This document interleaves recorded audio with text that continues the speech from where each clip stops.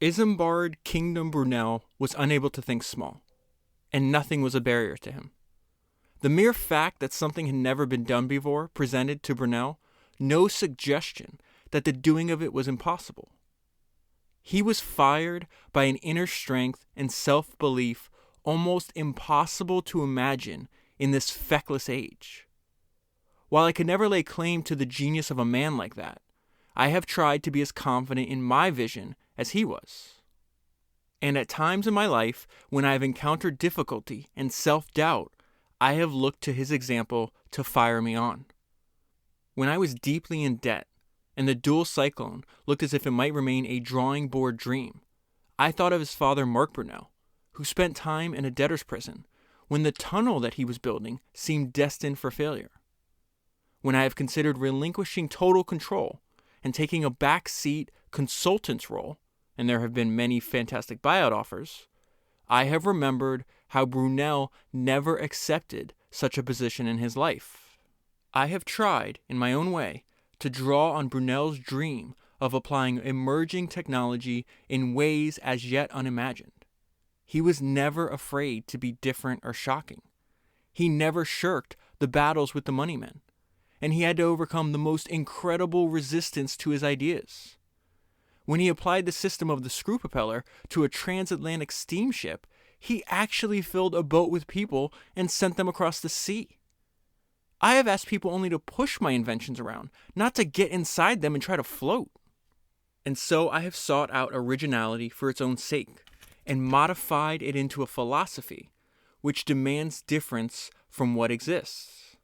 And I have told myself, when people tried to make me modify my ideas, that the Great Western Railway could not have worked as anything but the vision of a single man, pursued with dogged determination that was nothing less than obsession.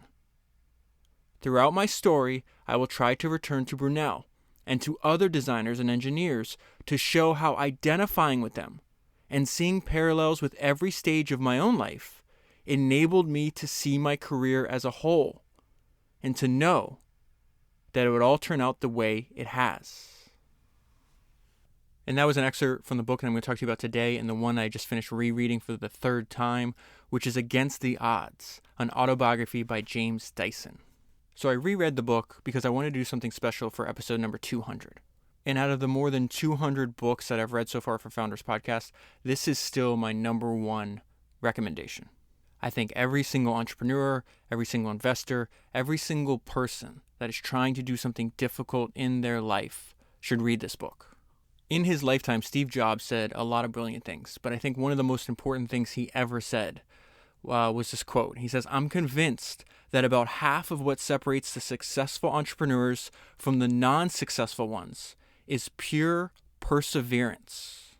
And the book that I hold in my hand is Pure Perseverance. It took James Dyson 14 years of struggle, 5,127 prototypes, before he had a high-quality product that he owned completely.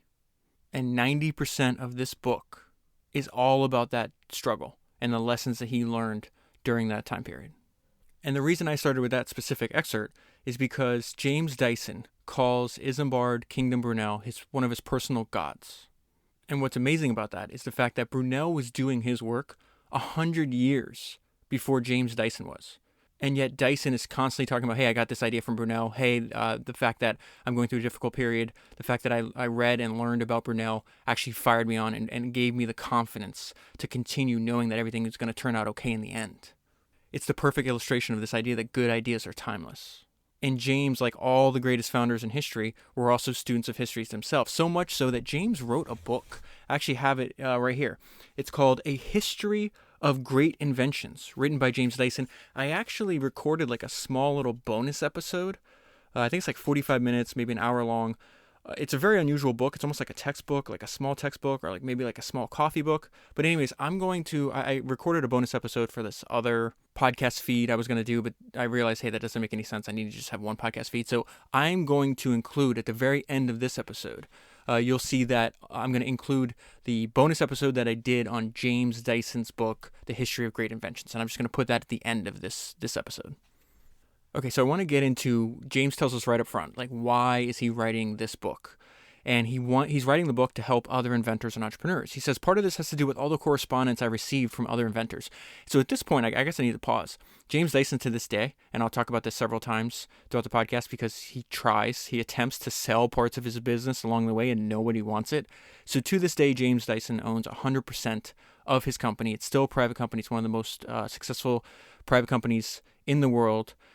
This results in James having a net worth somewhere around $15 and $20 billion to this day. But when he wrote this book, the book was published in 2003. At the time, his company's only doing a couple $100 million a year. Fast forward, I think last year they did 10 or 11 billion, something like that in revenue, about $1 billion or $2 billion in profit. But even at this point in his life, he's still really well known. His product has name on it. It's one of the most successful companies in Britain at the time. And right as he's writing the book, he's starting to introduce his product into America. So let's go back to this. He's getting a lot of people writing in saying, hey, how do I do what you did, right? Part of it has to do with all the correspondence I received from other inventors. And when I say inventors, I do not mean men with workshops and science degrees and designs registered at the patent office. I mean ordinary people who have had an idea. Believe me, and this is the most important part of this, believe me, there are a lot of them. They ask for advice on developing their ideas.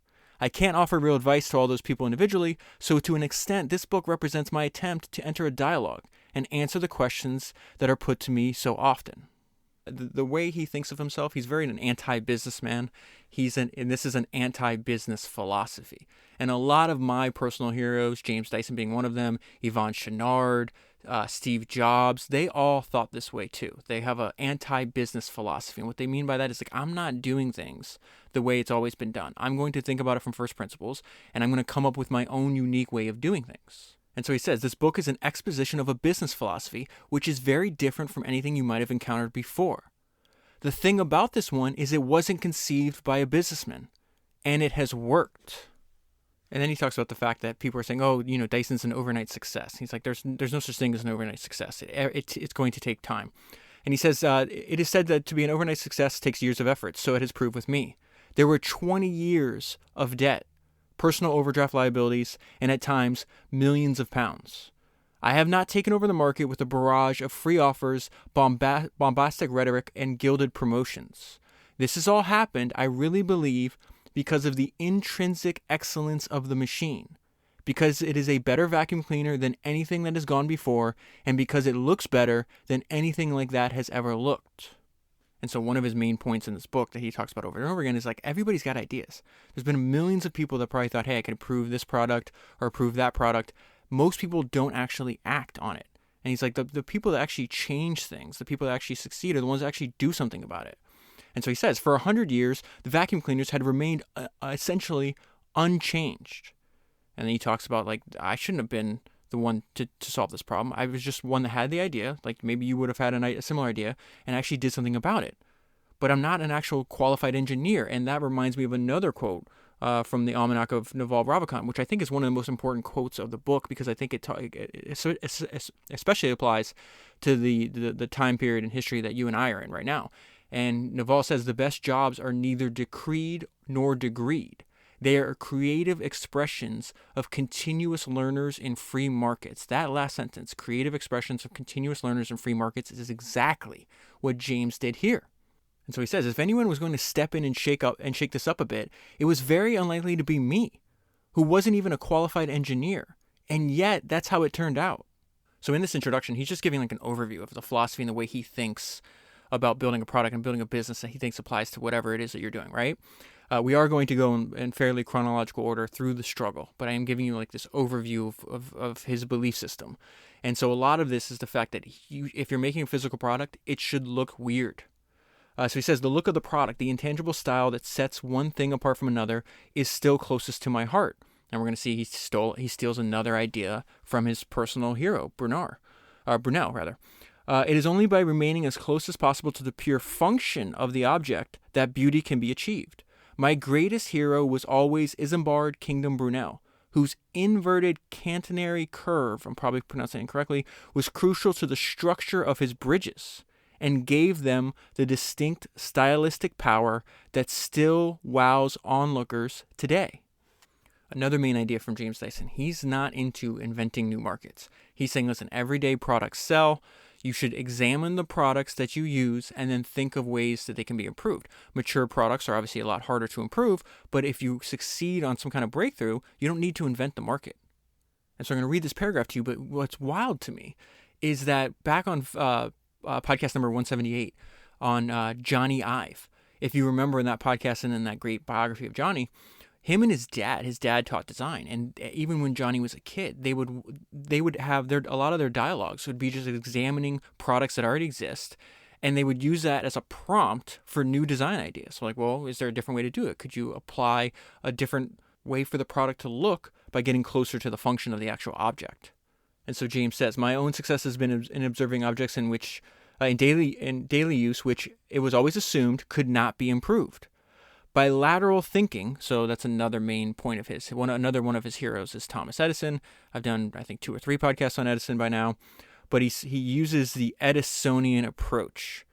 I'll go into more how he defines that later. And this is something that he says in present day, it's like the hardest thing to teach new employees because they want to rush, and they want to change a bunch of different things. He's like, no, you got to do it the way Thomas Edison did. You change one thing, you make a test.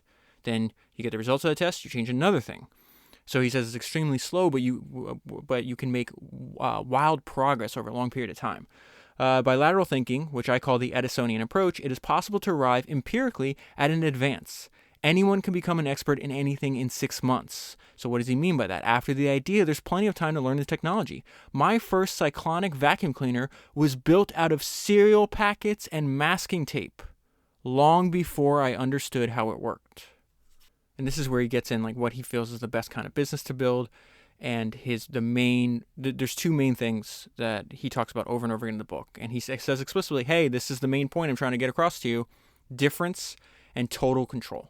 So he says the best kind of business is one where you can sell a product at a high price with a good margin and in enormous volumes. For that, you have to develop a product that works better and looks better than existing ones. That type of investment is long-term and high risk, or at least it looks like a high-risk policy. In the longer view, it is not half so likely to prove hazardous to one's financial health as simply following the herd. Difference for the sake of it, in everything, because it must be better.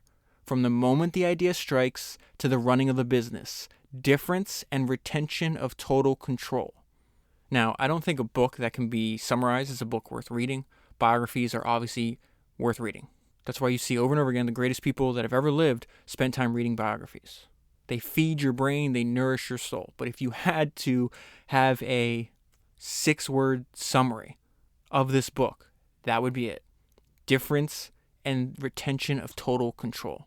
This is not even a business book. It is, if anything, a book against business, against the principles that have filled the world with ugly, useless objects and unhappy people.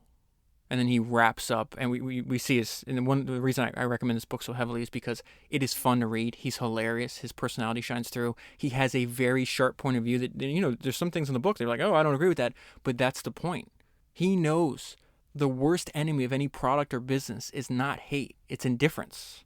And so the sharpness of his writing is going to evoke emotion. So he's going to wrap up this whole introduction, and this is beautiful. He says, we all want to make our mark. We all want to make beautiful things and a little money. We all have our own ideas about how to do it. What follows just happens to be my way. So he starts out, he's going to tell you a little bit about his childhood, but again, he understands, this book is written to be read. And he's like, listen, you don't need too much about where my parents were born or all that other stuff. And I agree completely with what he's saying. But he's like, I am going to give you like stories from my early life so you understand why I am the way I am, which is extremely important. And he talks about, even from a very early age, I'm going to get into, and I think a large degree why he felt like a misfit, and that's his word, was because his dad tragically dies of cancer. James is 9 years old. I think they leave behind, he's got 3 kids, so it's, James is 9, I think it's 9, 12, and 14, so it's just devastating. So he says, misfits are not born or made. They make themselves. And a stubborn, opinionated child, desperate to be different and to be right, encounters only a small refraction of the problems he will experience, and he carries the weight of that dislocation forever. I have been a misfit throughout my professional life, and that seems to have worked to my advantage. So this is where we get to losing his father and how that makes him feel. The fact, the fact that because he didn't have this mentor, that somebody can show him the path that's in front of him, he has to wind up working out everything for himself. It winds up making him extremely competitive. He vowed, and then he also has a really important lesson that I missed the first two times. At least I think I did. The first two times I read the book was the fact that the death of his father and the fact that his dad was going to make a career change right before he died to doing something he actually loved but didn't get the opportunity to do. James is like, no, that's not going to happen to me. So he says, my father died of cancer in 1956. I was only 9 at the time. His death put me at a great disadvantage compared to the other boys. It made me feel like an underdog, someone who was always going to have things taken away from him. It made me feel that I was alone in the world. I had no one to help me through my boyish problems and no one to cite their own youthful experience as an example to me when I thought I might be troubled by something that no one else had ever been through before. Life became something I had to make up as I went along, and I had to work everything out for myself. I suppose it made me a fighter. This made me very competitive. So his dad has the opportunity to the BBC television is just starting, and he was given the opportunity to join BBC television. He wanted to do that, and he says his move to change careers came too late. Seeing him thwarted by death in that way, having done something else for so long, made me determine that should never happen to me. I would not be dragged into something I didn't want to do. There is a fantastic quote.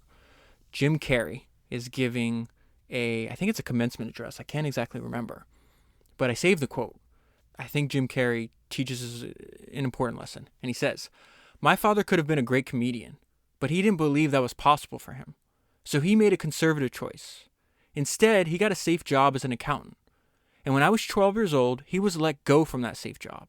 And our family had to do whatever we could to survive. I learned many great lessons from my father, not the least of which was this. You can fail at what you don't want to do. So you might as well take a chance on doing what you love. Okay, so let's fast forward to something that these are lessons that James learned from running. He's a few years older. He's like an early teenager at this point. And one of the things that sticks with him throughout his life is that you should learn from the greats, right? And then difference itself can be the means in which you actually win. And so he says, there was no one to teach me how to run. There was no dad to tell me how great I was. And it had become a very introverted kind of obsession with me. So he starts reading books. James winds up reading a few books on this guy named Herb Elliot. He was considered the world's greatest middle distance runner of his era.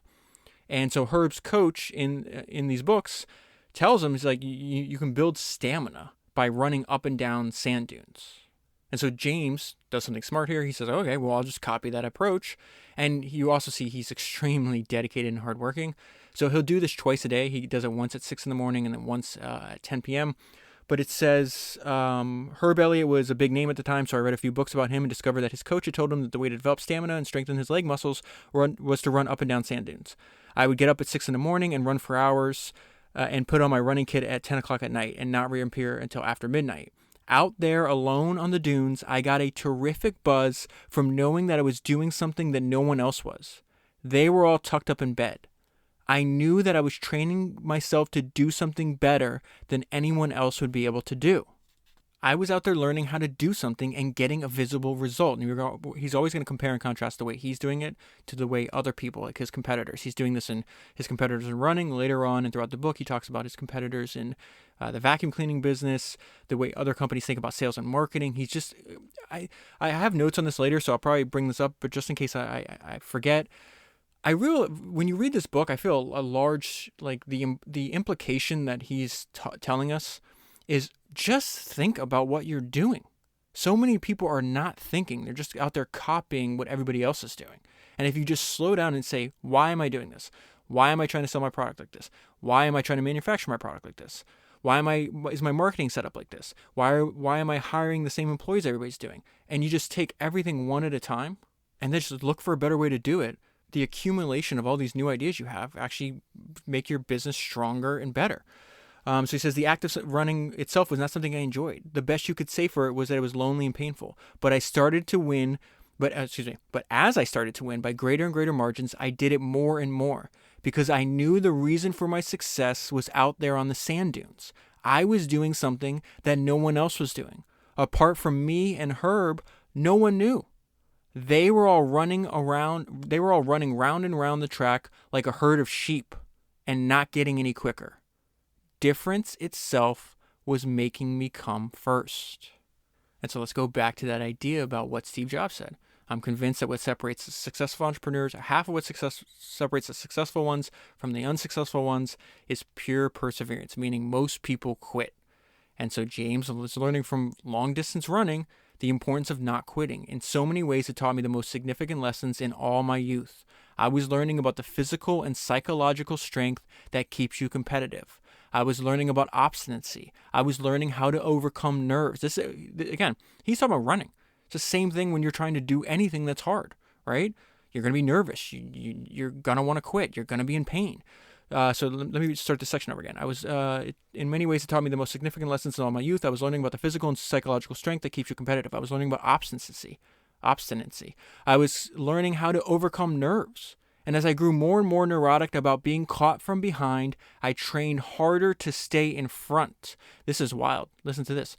To this day, it is the fear of failure more than anything else which keeps me working at success. So something else that jumps out when you're studying and reading this book is that James believes that you should be intellectually open-minded and broad. He does not believe in like the silos of intellectual disciplines. And you could see that because who his heroes were. This reminds me a lot of what Charlie Munger says. There's a quote from a speech that Charlie gave. He says, listen, since your academic structure, by and large, doesn't encourage minds jumping jurisdictional boundaries, you're at a disadvantage. And why you're at a disadvantage? Because no single intellectual discipline has all the answers. And so Charlie's always saying, listen, you need to learn the big ideas in physics, math, chemistry, engineering, biology, psychology, business, all of them. And he's saying you need to be a generalist. And so James was inspired by generalists, like people like Leonardo da Vinci. Da Vinci was a generalist. I read his biography. I think it's episode 15, something like that. And so he's constantly drawing on, James Dyson that is, he's constantly drawing on people that inspired him. So it's like Da Vinci, Francis Bacon, Michelangelo, Thomas Brown, Thomas Hobbes. And so James's point is wrapped up in one partial sentence. He's like, listen, you need the intellectual open-mindedness that it takes for a renaissance. James is not big on, deferring to experts or just accepting dogma. And the best definition of dogma is just the results of somebody else's thinking. And we're going to see why, because his mentor, the most important mentor he has in his life, is this guy named Jeremiah Fry, which I'll get to first, or in a little bit. First, at this point, James is at the Royal College of Art. He does not know what he's going to do with his life. He thought, maybe I'll be an artist, maybe I'll be a painter. He was really attracted to design. And then he winds up, he's like, I'll be a designer. And then he realizes that he's got to combine design with engineering. And this is another one of his personal heroes, this guy named Buckminster Fuller. And this is, Buckminster is the one that teaches him, reading about him, that is, teaches him, no, I have to do the engineering too. And there's a couple books that James mentions in the book about Buckminster Fuller that I might order and actually read. Because, again, books are the original links. So it says, then came Buckminster Fuller. So his teacher, he had a really great teacher, this guy named Anthony Hunt. Anthony Hunt often mentioned this American engineer who I had never encountered. So I bought myself a copy of the Dymaxion World of Buckminster Fuller.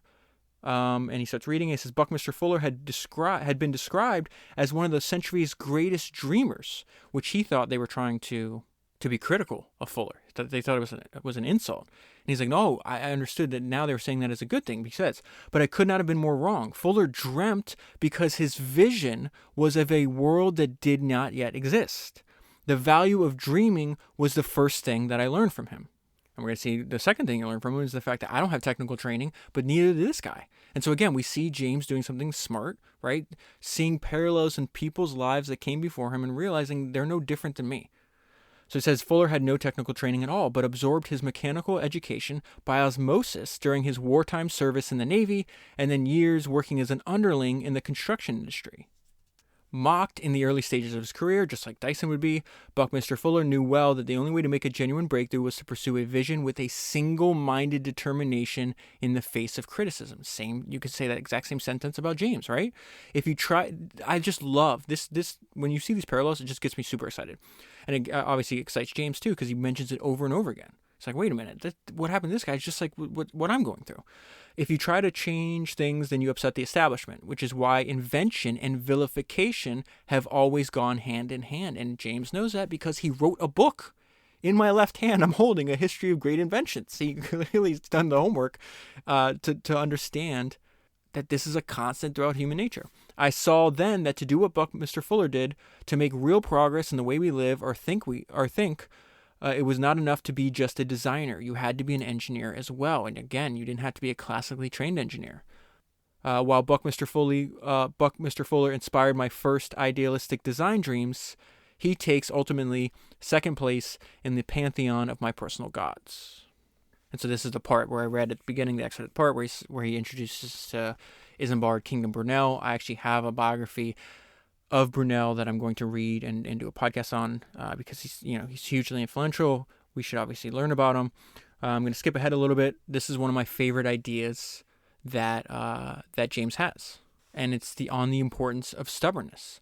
I am led to believe that for vision, one might equally read stubbornness. At any stage in my story where I talk of vision and arrogance seems to have gotten the better of me, remember, I am only celebrating my stubbornness.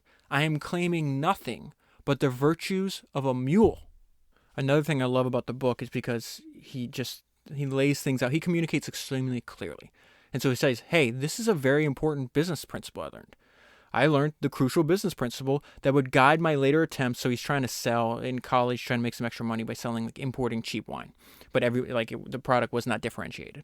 So he says, I learned the crucial business lesson that would guide my later attempts at making money from invention. The only way to make real money is to offer the public something entirely new that has style value as well as substance, in which they cannot get anywhere else. So that reminded me of a quote that I read a long time ago from In 0 to 1 by Peter Thiel, and he says monopoly businesses, right? And he's not talking about like classic monopolies where like you could actually control physical infrastructure and then just increase prices, right? He's talking about completely differentiated businesses, one of one, right? Like think of like a Google.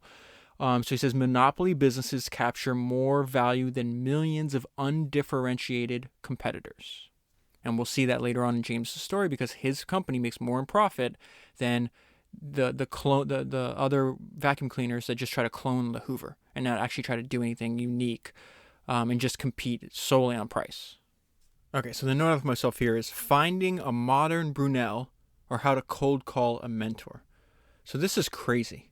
And again, this is something I forgot. Like I knew he worked with Jeremy Fry, with Jeremy Fry, but I forgot how he actually how he was introduced to him.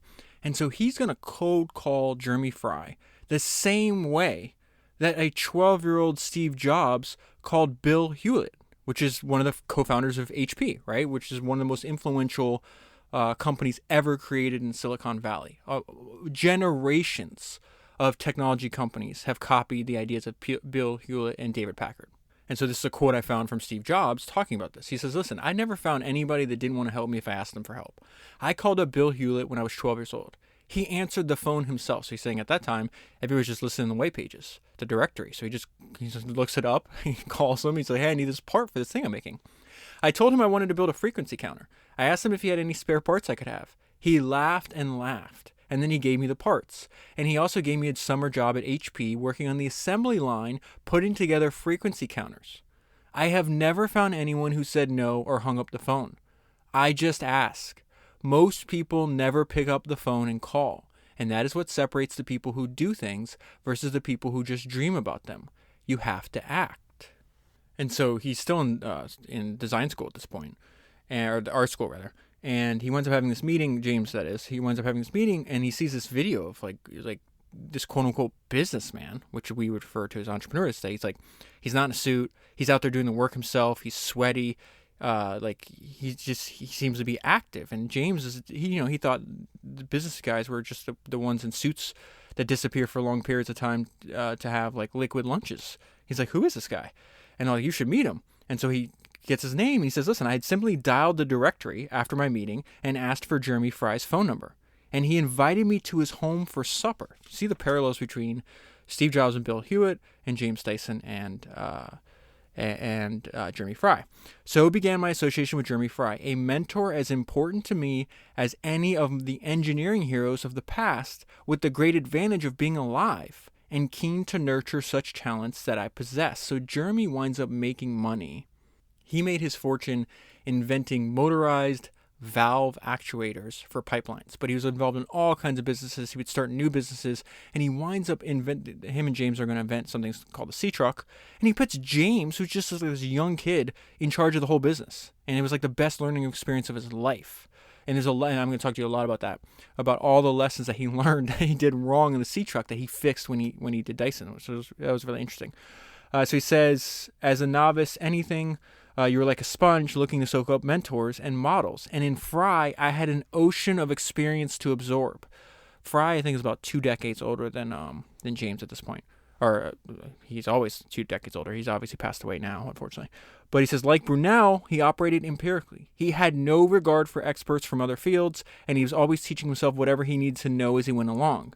And he was an engineer interested in building things that derived not only excellence from their design, but elegance as well. So this is where he's really learning how to work from Jeremy Fry. And a lot of things that he's learning as a young person here, he keeps for his whole career. And one of this, the fact that he repeats over and over again to the reader of this book, like, listen, you don't need to be an expert. You need intelligence and enthusiasm. And then another thing about Jeremy Fry and about James Dyson is, like, there's no work about work. I don't want to sit in meetings and you write me memos. Just work. And then the very act of what Fry is doing here. Think about what Fry, like, so from Fry's perspective, he meets Dyson and he's thinking, well, okay, here's a bright kid. Why don't I try to put him to work? And really, when I thought about this, when I'm reading this is an asymmetric bet. There's limited downside if it doesn't work out, and unlimited potential if James turns out to be competent. And Dyson actually steals this idea. He says in the book, this is exactly what I now do at Dyson. I hire bright young people that are enthusiastic, and I let them work, see what they can do. So it says, this is Dyson describing Fry. Here is a man who is not interested in experts. He meets me, he thinks to himself, he's a bright kid, let's employ him. And he does. He risks little with the possibility of gaining much. It is exactly what I do now at Dyson. I kind of just summarized that whole point. This attitude to employment extended to Fry's thinking in everything, including engineering. Like Brunel, he did not, remember, he refers to Fry as a modern Brunel, right? Like Brunel, he did not, when an idea came to him, sit down and process it through pages of calculations. He didn't argue with anyone. He just went out and built it. When I came to him and had said, I have an idea, he would offer no more advice than to say, well, you know where the workshop is. Go and do it. And then I would say, but we'll need to weld this thing. And he would say, well, then get a welder and weld it. When I asked if we shouldn't talk to someone about, say, hydrodynamics, he would say, the lake is down there. The Land Rover is over there. Grab a piece of wood down to the lake and tow it behind a boat and see what happens. It's so wild rereading these words because this is exactly how James works, right? Now, this was not a modus operandi that I had encountered before. College had taught me to revere experts and expertise. Fry ridiculed all that. As far as he was concerned, with enthusiasm and intelligence, anything was possible. It was mind-blowing. No research, no workings, no preliminary sketches. If it didn't work one way, he would just try it another way until it did. This is the Edisonian principle, right, that he references constantly in this book. And as we proceeded, I could see that we were getting on extremely quickly. So think about this. That's how you know it's a good idea, right? This Edisonian principle. It's used by Thomas Edison. It's used by James Dyson. It's used by Isambard Kingdom Brunel. It's used by Jeremy Fry. And he gets to, this is a part I actually missed the first 2 times I read the book. This actually blew my mind. The fact that the mind-blowing part for me was like, your way is greater than the optimum way, which is like a really bizarre way to think, right? The root principle was to do things your way. It didn't matter how other people did it. This is the mind-blowing part. It didn't matter if it could be done better. Remember, difference for the sake of it and retention of total control. That's James' motto, his thesis, right? As long as it works and it is exciting, people will follow you. And so before we get into the lessons from the sea truck, this thing that they're building, James just has a line here. Again, I missed this the first time too. Maybe it's just a desire to be rich and successful that motivated me. For I was motivated in an almost devilish way compared to other students. That reminded me of when you read about a young Arnold Schwarzenegger who has this psychopathic, very similar to a Bill Gates too, this psychopathic mindset Like the fact that he says over and over again, I was more motivated than anybody else around me. My drive was unusual. He talks about even when he gets to California, and he's already semi-successful, won a bunch of bodybuilding competitions, but he meets all these American bodybuilders, and he's like, they're lazy bastards. They wouldn't work every day. He's like, I was in a rush to be rich. And James is saying a very similar thing here. He's like, listen, I'm willing to work harder because this is the life that I want for myself. So this is a bunch of lessons from the Sea Truck. And again, these are lessons that he's going to apply over and over again. Know that myself. Don't try to sell a half-finished product. People do not want all-purpose. This is number 2. People do not want all-purpose. They want high-tech specificity. And actually, I'm just going to read my notes here because I think it's faster. So it says, you cannot sell a half-finished product. You are doomed from the start if you do this. Don't stint on investment in the early stages. So James tries to sell Sea Truck. Sea Truck is like a flat-bottom boat that you can then push on the land that is used to like move heavy machinery. You can actually Google Sea Truck, and they still exist to this day. And this was a unique design that him and Fry made. So he tries to sell. At first, he tries to sell. The reason he's saying you can't sell a half-finished product. So James is running the business, but he's got like the shareholders of the business and the board telling him what to do, right? And so initially they try to sell a Sea Truck without like a cabin. And James not only designed this thing, but he's traveling all over the world to try to sell it. And the board, he goes back, he's like, listen, we need to finish the product. Like, let's put a cabin on this, and then we'll be able to sell them. And they keep telling him, well, they just set like these imaginary sales goals. And it's like, okay, sell 4 a month, and then we'll build a cabin. And so he gets to 4 a month. And then they say, okay, sell 6 a month, and then we'll build a cabin. And James's point is like, listen, if we invested in the cabin first, the sales will be a lot higher. And so the quote he says about this, eventually he says, I got my cabin in the end, and sales took off. Now, James's second point here, people do not want all-purpose. They want high-tech specificity. So if you wanted the Sea Truck as like a diving boat, everybody would have different use cases, right? James would offer to add compressors and a slower engine. If an oil company wanted a Sea Truck to haul their crew, he would add better seating and more powerful engine. So again, he's not selling something that's very specific for a specific like need or niche, right? He's saying, it can be whatever you want it to be. The military would ask him. They would say, hey, can you make it bulletproof? He's like, yeah, I can make it bulletproof. He's essentially trying to be all things to all people, and in the process failed to convince anyone. And so the lesson he takes away from that later on is that they don't want all purpose. They want high-tech specificity. He applies that to when he's building the Dyson vacuum. It's the best vacuum cleaner in the world, but it's also a dry cleaner. He never even mentioned that part. And he says, this leads him to the third part. Do not mix your messages when selling. Pick your product's main benefit and focus on that. And the way he describes this idea, a consumer can barely handle one great new idea, let alone several. And then the fourth lesson he talks about over and over again, you have to learn to sell your own product. You are in the best position to tell others its value. And so he says, I set off around the world to start selling it properly. It was time spent away from designing, but it was to teach me that only by trying to sell the thing that you have made yourself, by dealing with consumers' problems and product failings as they arise, can you really come to understand what you have done, to bond with your invention and to improve it. Only the man who has brought the thing into the world can presume to foist it on others and demand a heavy price with all his heart. And then the fifth lesson, selling becomes easier when you believe in what you're selling. I'm going to talk about, I want to first pull this, this is an idea I've seen over and over again. The best example of this was in Phil Knight's Autobiography, Shoe Dog, founder of Nike. And he had a bunch of sales jobs before he started selling running shoes. And he ran track at Oregon. That's why he started Nike. And he's just like, what the hell? I couldn't sell encyclopedias. I couldn't sell mutual funds. Why? He would literally start to sell running shoes out of the trunk of his car. He would just pull up to track meets, and then he'd soon sell out all of his inventory. And so he says, driving back to Portland, I'd puzzle over my sudden success of selling. I'd been unable to sell encyclopedias, and I despised it to boot. I'd been only slightly better at selling mutual funds, but I felt dead inside. So why was selling shoes so different? Because I realized it wasn't selling. I believed in running. Now watch how this parallels with exactly what James Dyson's experience selling the Sea Truck. Selling back then was really pretty easy because I believed in what I was trying to push. As with selling anything, it was about seeing how the boat would fit into the life of the customer, not about mouthing off about how great it was. It is not about the right adjectives or shouting your mouth off. It's about discovering a need and satisfying it. So he's got this great job. He's working with his mentor. He loves the guy.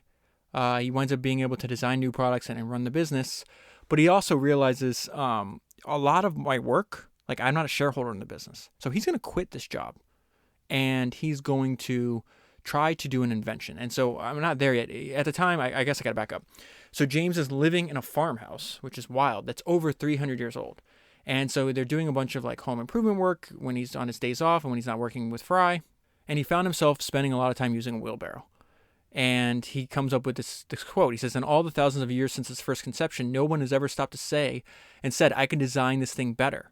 I set my mind to possible improvements. So he realizes it's getting stuck. He's like, well, it shouldn't have a wheel. It should have a ball. And so this is one of his first inventions. It's called the ball barrow. And the same way he makes these mistakes on the sea truck, a lot of the mistakes he makes in building this company, he had, like, what I'm trying to convey to you is like he had to go through all these experiences because it taught him, all these failures taught him how to do it the right way once he has his vacuum cleaner company.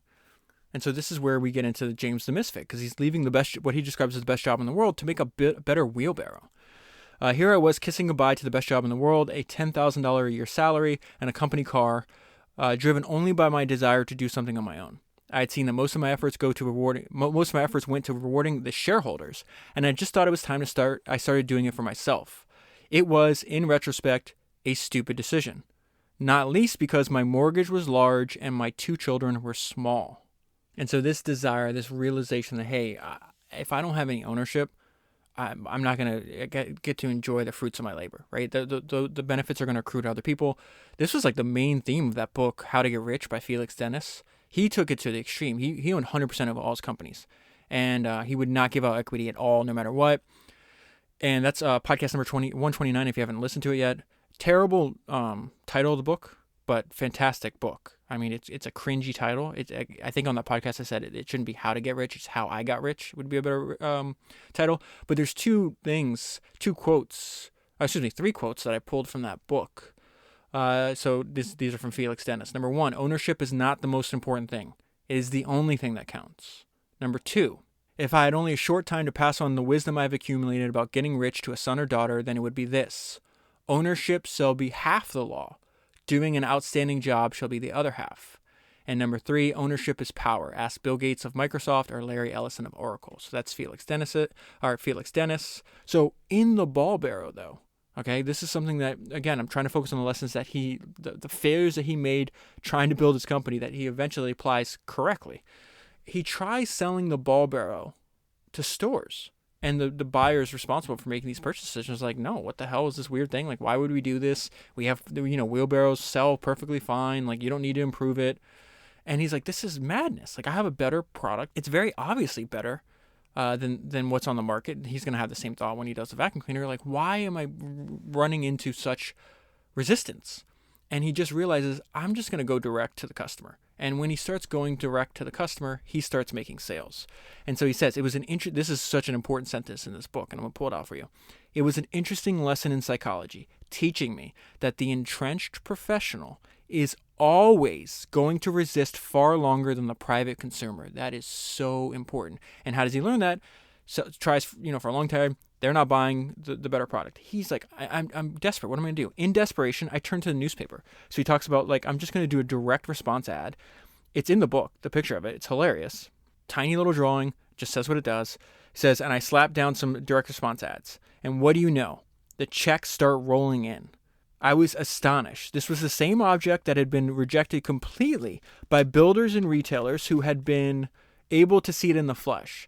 And it was being bought by the members of the public who were sending off checks to a company no one had ever heard of, all on the strength of a little drawing in a tiny newspaper advertisement. It was fantastic. And the business began to gradually show a profit. We were producing up to 30 a day. And from here on, things snowballed. Now, this is hilarious because, again, you have a profitable business, rather simple. And as it grows, they bring in quote-unquote experts and business people, and they destroy this business through sheer incompetence. I'm not there yet, but the business began gradually show a profit. From here, things snowballed. The gardening correspondent of the same newspaper actually sees this ad, had seen one of our ads and called up asking if he could see one. So James gives him, lets him like demo the product. This guy loves it. So that's going to lead to a lot more sales. And this is something that James talks about over and over again. He's like, listen, actually, let me just read it to you. So he's talking about the editorial produced so many more sales than even his ads did. And he says the editorials are the very best way of convincing the public. One decent editorial counts for 1,000 advertisements. From that point on, and throughout my struggles to launch the dual cyclone, I made editorial the basis of all my thinking about publicity.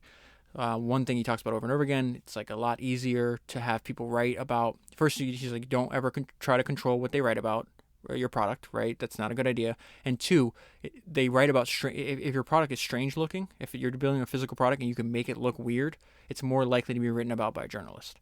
Now, this is what I mean. Like, again, this is a small but successful business. He's selling about 45,000 ball bearers a year.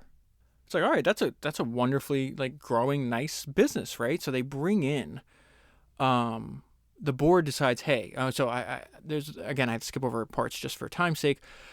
He brings in, he's got investors on this company, so he doesn't own all of it. He doesn't control all of it. The board, they have people that were quote unquote successful business people in other industries are sitting on the board, but they don't know anything about like the design of the product that he made. And so they're like, okay, this is what we need to do. We need to bring in a sales manager now that the business is growing. And then the sales manager who James calls a complete bastard, decides, hey, we're not going to sell directly anymore. This doesn't make sense. Let's sell now. Let's sell to wholesalers and retailers.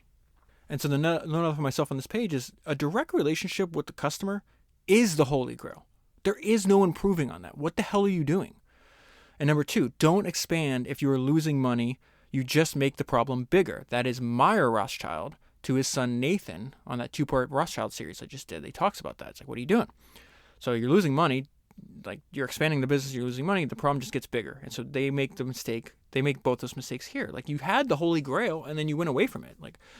So it says, in following his advice, the bastard that is, to abandon direct selling and supply shops via wholesales, we began to lose that contact with the customer that was the basis of our success. As with the dual cyclone, so with the ball barrow. The establishment of a client base by word of mouth, which is the best form of advertising in the world, right? The establishment of a client base by word of mouth is what gives a product longevity and integrity. A sort of wise man building his house on rock principle. But we went away from that. So now we're selling to wholesalers and we're making less money. So not only do we not have the relationship with the customer, but now we're making less. So now we're going to start going from profitable to losing money. And then what are we going to do? We're going to expand on borrowed money. And at this time in history, the interest rates are crazy. It's like 15, 20%, some wild stuff like that. So this business is going to go kapoo. We were only making about half as much on each sale because we had to incorporate a margin for wholesalers. The business became cash negative and we started to find ourselves sinking into debt. What was the response of the board? To expand. And so he's eventually going to get kicked out of this company. He's like putting up a fight. He tries to invent, they're losing so much money on the ball barrow. So then they said, okay, now we need to invent, this is how stupid the people running this company were at the time. So, okay, we're losing money in the ball barrel. Let's invent another product to get us in a better financial position. Now realizing you were in a fine financial position, you just were growing slower than you wanted to. So anyways, he actually offers them. He and what's fascinating is he comes up, he realizes he doesn't know what the hell a cyclone is. And he's trying to fix a problem with the production line on the ball barrow that has to do with filtering dust in the manufacturing process that would actually have them close the assembly line every hour. And so they lose, and he's like, well, if we can fix this, the assembly line never has to close and we can produce more. And he winds up realizing another company that has a similar problem to him, it's like filtering out this dust area, would use like a giant cyclone.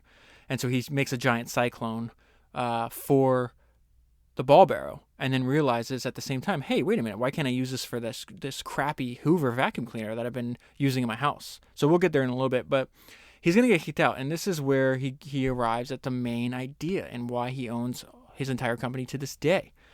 It's always about maintaining control. One of the strains of this book is about control. If you have the intimate knowledge of a product that comes with dreaming it up and then designing it, I have been trying to say, then you will be the better able to sell it and then to go back to it and improve it From there, you were in the best possible position to convince others of its greatness and to inspire others to give their very best efforts to developing it and to remain true to it and to see it through all the way to its optimum point, to total fruition, if you like. And this is more about the struggle where, he's not doing well. He's getting kicked out of his own company. And then he's going through a terrible, terrible time in his business. And then his mother dies young from cancer. And this is why it's so important to read biographies and not business books, because you see the entire spectrum of the human experience, not just work. And just the lowest of low points in his career, and his mother dies. This is his last surviving parent. And I'm going to read this section to you. And he says, I was very low at this point, but business traumas were put in their proper perspective by the sad death of my mother. She had been suffering from cancer of the liver, a disease whose discovery in her own body had seemed a bitter twist of fate after the death of my father from it 20 years before. To be deprived, and this is the part that just kills me right here, to be deprived in only her mid-50s of seeing her children and grandchildren mature was very cruel. During her sickness, my wife had been pregnant with Sam, who was born just before she died, and I will always remember her cuddling him. The death of my last parent was a terrible blow and outweighed all my own personal disasters. And that is one of the powers of a biography, of a book, where you see the person as the whole person and not just their work. And I had to pause when I got to that point, because I went through this a few years ago. My mother died of breast cancer. And that line that he says, to be deprived in only her mid-50s of seeing her children and grandchildren mature, was very cruel.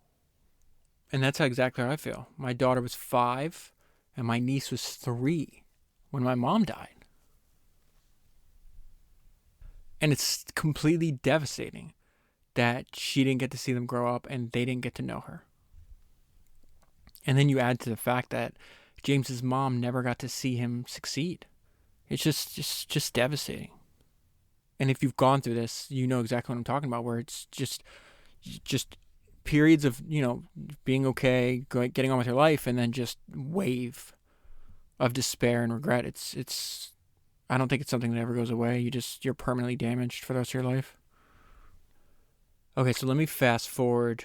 Let me go ahead and start. I'm going to go to the start of the vacuum business. This is the first vacuum business. This is not Dyson. A lot of the stuff he's going to do here, he obviously uses when he builds his company. And he's just like, you know what, the ball barrel, he's kicked out of the company at this point. Right before he gets kicked out, he goes to the board. They're like, your invention's stupid.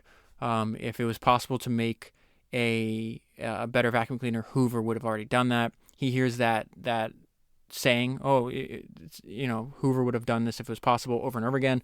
And so he goes back to Jeremy Fry, and because he's determined to make the product himself. And he starts in an old shed. They're called carriage houses. I actually looked up what this was.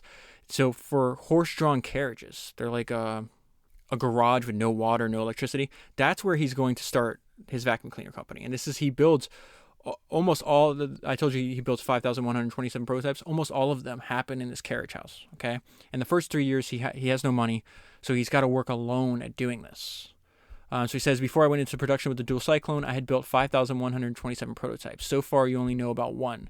Well, this little room in the coach house is where I built most of the other 5,126.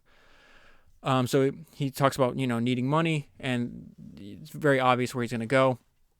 He says, listen, the obvious man was Jeremy Fry. He was someone who knew that things don't always work out immediately, that innovation takes time and persistence. Furthermore, I was fed up with the type of non-executive directors who knew little of the manufacturing business. Obviously, Jeremy knows, he's an entrepreneur. He knows what's up.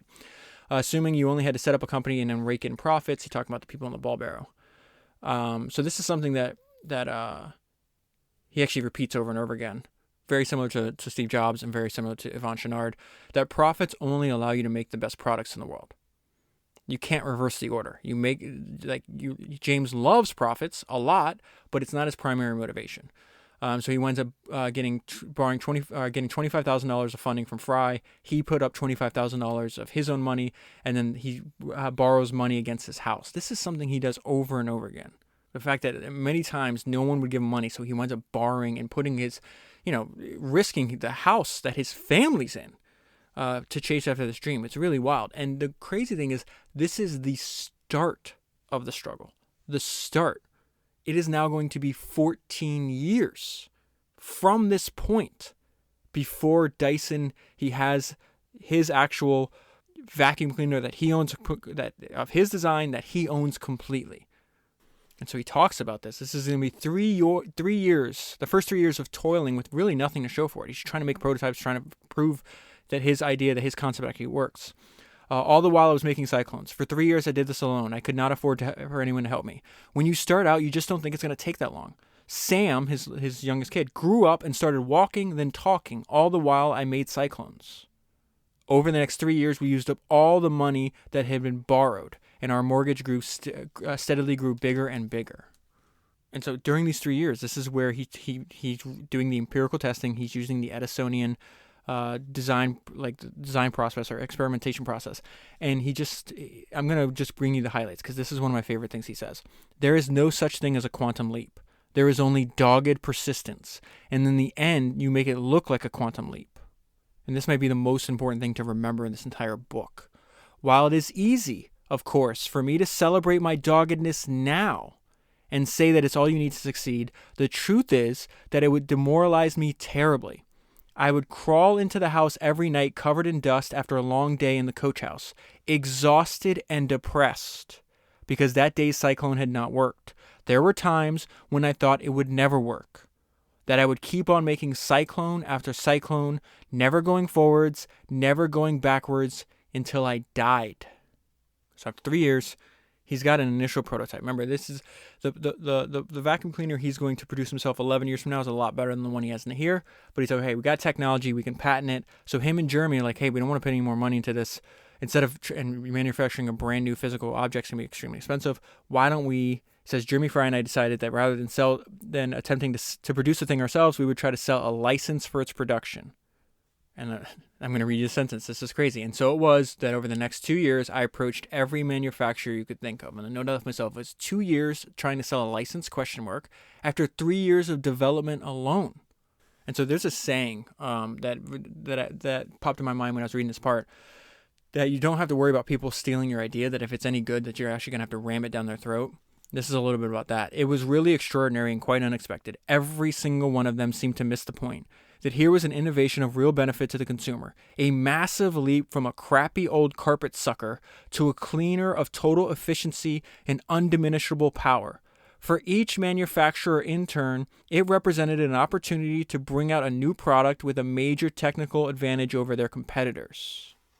Everybody, and here's the problem, almost everybody doesn't say no, they just never say yes. There is a podcast number 50, Mark Andreessen's blog archive. He talks about this over and over again, and I'm pretty sure in that, if I remember correctly, in that blog archive, which you can actually read for free online, it's on their website, and I think I linked to it. If you just scroll on your podcast player to number 50, I'm pretty sure I include the link in the show notes.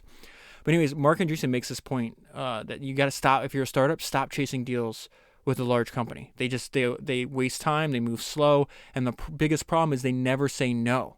They just don't say yes. It's exactly what James is dealing with over this 2 year period. It says, in those 2 years, I plodded around Europe. I survived on a sort of mañana attitude. Tomorrow would always be better. You have to think like that, otherwise you just can't go on.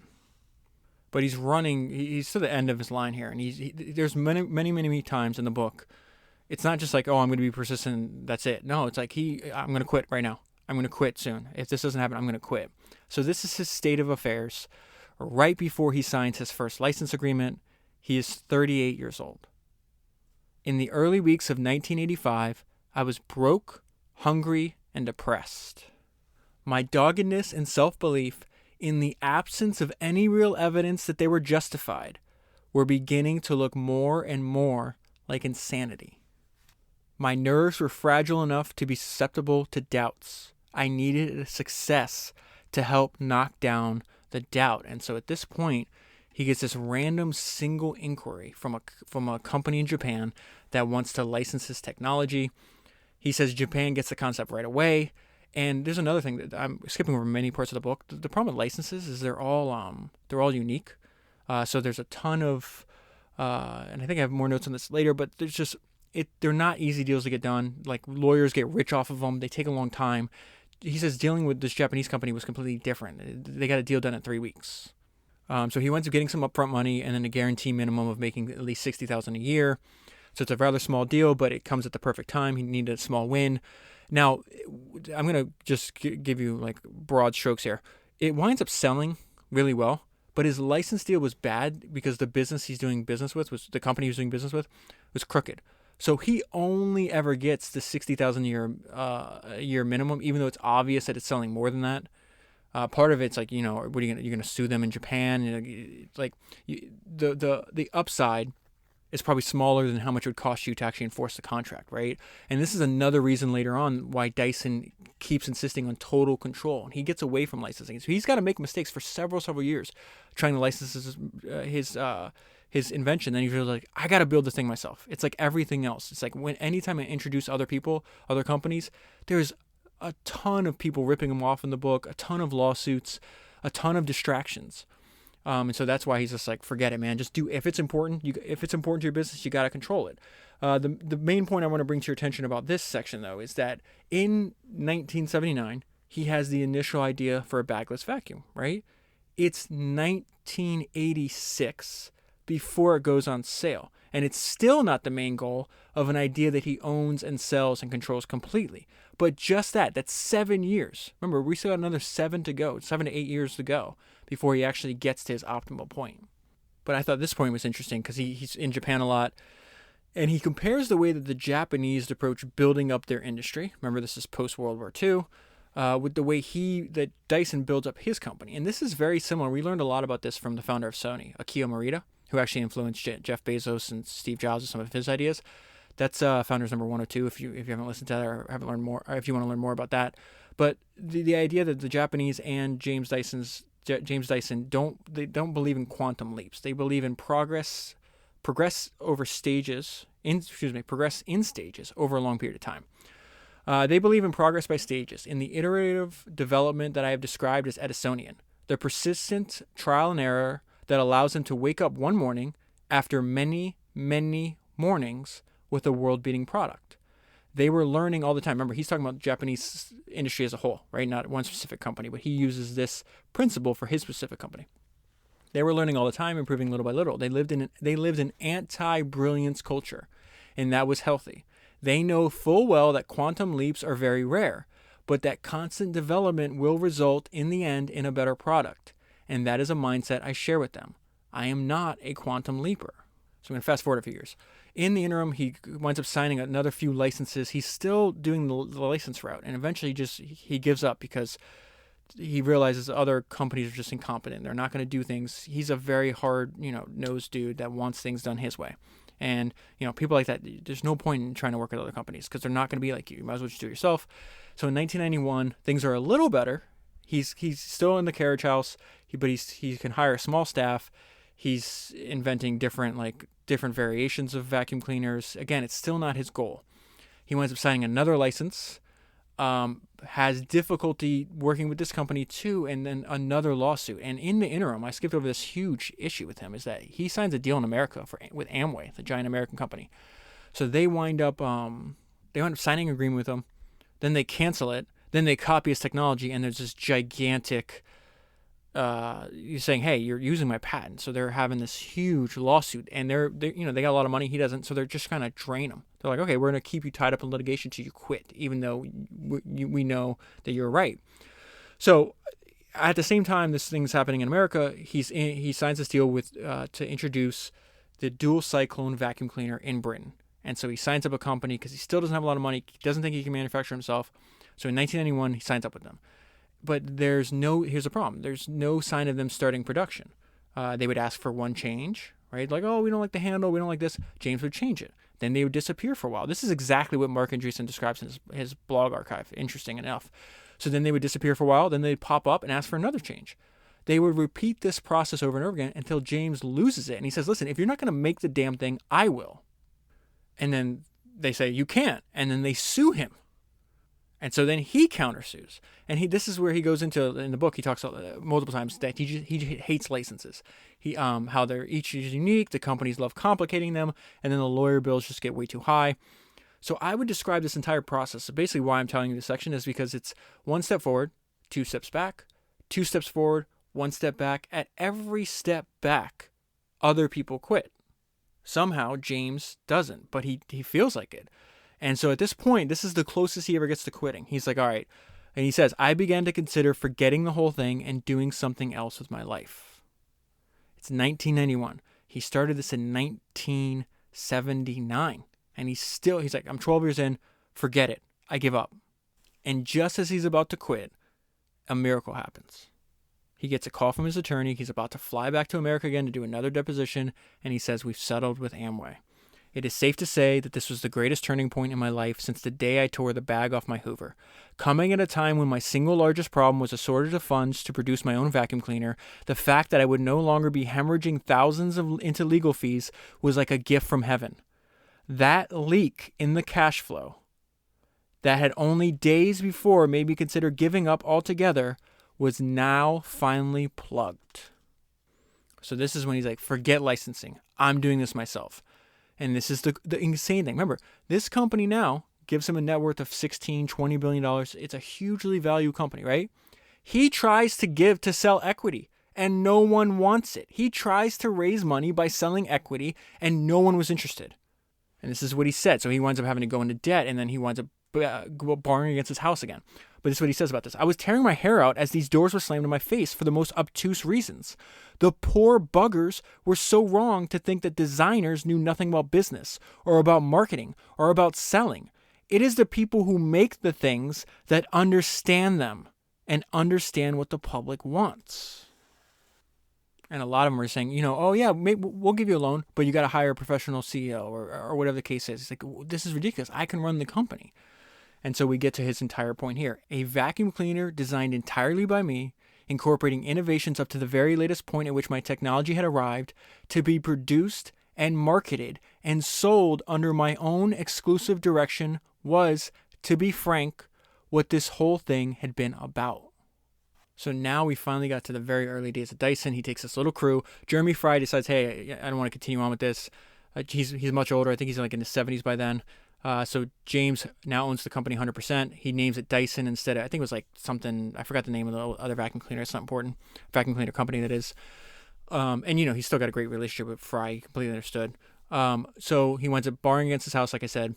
But really, I'm reading this section is because when you're reading these biographies, and almost all like reflections of an entrepreneur's early career, they talk about like a yearning for the early days of a company. And so this is a little bit about the early wonderful days of Dyson. It was a fantastic environment to work in, for it was just engineers and designers and no one to mess us around. There were no salesmen, no advertising people, no marketing managers to interfere or to try to guide us in their direction. We had nothing to do but to produce our own dream product. There was no market research and there was no focus groups. It was unique. The world just isn't like that. You were not supposed to do things like that. Just go ahead and do it all on your own. It felt almost naughty. And then this is what I was referencing earlier. I finally made it to my point in the notes where his point that is implied when you read the book is like, listen, if you have a product that makes someone's life better, and that is still the best description. Yeah, that's a quote from Richard Branson, that a business is simply an idea that makes other people's lives better. And if you have a product that makes someone else's lives better, then you can learn how to build a business as you go. And so a large part of the book is just James telling you to slow down and think about what you're doing. And if you do that for all parts of your business, you won't make the same mistakes that you see other companies make. And so he says, I was following the path of my long-cherished dream that designers could lead business from the front. So then he just has a bunch of just upfront ideas that I want to share with you real quick. How can you show a potential customer the benefit your product provides quickly? And so he calls his idea to keep the bin where all the dust is collected, to keep it clear and transparent, the most Brunelian, going back to Isambard Kingdom Brunel, thing he ever did. And retailers and other designers try to get him to change it and to like cover it up. He's like, no, that's the point. And this is his thinking. It's really smart. The sight of a transparent vacuum cleaner full of rubbish would draw the eye of the potential customer. If the customer sees a long line of pristine vacuum cleaners, and then this weird-looking one on the end, all visibly full of dirt, well, then it clearly works, doesn't it? And now we get to the point that he's waited his entire life for. The note I left myself, my lock screen on my phone right now, it's a picture of Ernest Shackleton, right? From the book Endurance that we did back in the 140s or something like that. And it's a picture of Ernest Shackleton. His beard is full of snow. And it's a reminder to myself because Shackleton, his family motto was, by endurance we conquer. And so I like to have that little reminder every time I see his face. I think of that, by endurance we conquer. And that's what James Dyson did. 14 years, by endurance he conquered. As I have often said, I aim not to be clever, but to be dogged. And my doggedness had got me to a point where I had my very own cyclonic vacuum cleaner at last. On May 2nd, 1992, I found myself looking at the first fully operational, visually perfect Dyson Dual Cyclone. I was 31 years old when I tore the bag off my Hoover and stuck a cereal packet in the hole. May 2nd, 1992 was my 45th birthday. So I want to pull out some of his ideas because I like, he's got a really gifted mind for marketing and sales too. Something he does here that's really smart was he talks about why he named the company after himself. And this is a quote from Founders number 191 from Naval Ravikant. He says, embrace accountability and take business risks under your own name. Society will reward you with responsibility, equity, and leverage. And so Dyson echoes that idea here. He says the company name was crucial. I was about to go up against these big multinational companies, and my great advantage in a jungle ruled by faceless conglomerates was that I owned the product myself and was personally responsible for everything I sold to my customers. And so I made this clear in the name of both the company and the product. Another thing that James believes is that people will always pay for quality. This reminded me of Yvon Chouinard's Piton story. So before he founds Patagonia, Yvon is a blacksmith. And he starts making pitons, which is what mountain climbers use. And before he starts making them, you could buy them for 20 cents. And he thought they were crappy and that he could do a better job. And so he winds up making the highest quality pitons in the world, and he sells them for $1.50 each, which is 7 times what they normally cost. And he winds up taking 75% of the market. It was interesting. It was a high price, but still a low margin item. That he actually starts selling clothing, which leads to Patagonia because he needed a higher margin product. I think that's kind of hilarious. But this is James echoing that same idea. We hit the number 1 slot, selling more vacuum cleaners than anyone else, despite costing twice as much. Another idea James has, I think, is fantastic. If you help educate potential customers, they are more likely to buy your product, right? So there's a great talk that Steve Jobs gives on marketing when he comes back to Apple. And in it, he's about to introduce the Here's to the Crazy One campaign, that famous ad, Apple ad. I think it was released in like 1997. That's actually the reason the Misfit feed is called the Misfit feed, because it's like, here's to the crazy ones, the Misfits, the rebels. That's where I got that idea from. But anyways, in this talk, Jobs talks, he's like, listen, he's analyzing how other companies are great at marketing, like how they approach it. And he's like, listen, Nike doesn't even talk about their products in their ads. They celebrate great athletes. And Jobs says, one of the most successful ad campaigns is about the absence of the product. And that's the Got Milk campaign that he's referencing. And so James comes to a similar conclusion here. He's like, I can't go out and advertise the fact that my vacuum cleaner gives you 100% suction 100% of the time, because customers didn't know that Hoovers didn't, and that they get clogged as soon as you start using them. They didn't know that. And so all vacuum cleaners, like at the time, all vacuum cleaners had bags. So there's no way for the customer to know that the bag was the problem. So James realizes, well, if I start educating customers on the problems with bags, this will lead them to understand the drastic improvement that my product offers, right? Compared to the existing products on the market. And so he winds up hiring a brilliant copywriter. And this is the ad that the copywriter came up with. I'm going to read the whole thing. It's amazing how much you can learn in just a few sentences. And so this is copy they wrote for a television ad. A woman walks up to the camera and says, "Look at this, a vacuum bag. Did you know that it clogs? So much that after vacuuming just one room, you've lost 50% of your suction. She then tears up the bag and chucks it away and says, the new Dyson has no bag, so you get 100% suction 100% of the time. She then vacuums up with the Dyson, and you see pieces spinning around like inside the transparent bin that I told you about earlier. And the voiceover says, the new Dyson vacuum cleaner. We've said goodbye to the bag. And then this is James writing about this ad worked really, really well. And he says, listen, it's not designed to win advertising awards, just to sell vacuum cleaners. And that sentence was particularly interesting to me because I've been fascinated by reading a bunch about the founders of like the advertising of the modern advertising age. And that sentence, like, look at how this all fits together with what we've been learning on this podcast, right?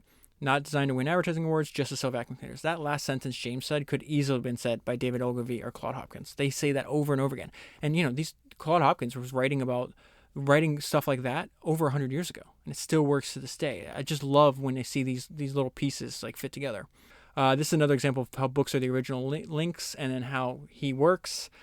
So there's this legendary British polar explorer. His name is Ran Fiennes. I should know how to pronounce this. I looked his name up I actually listened to him say it on a couple of YouTube videos, but Ranulph Fiennes. It doesn't matter. So anyways, this guy sends James one of his books. I actually just ordered one of his books because, again, he's just like Shackleton. The book I ordered was called Mad, Bad, and Dangerous to Know.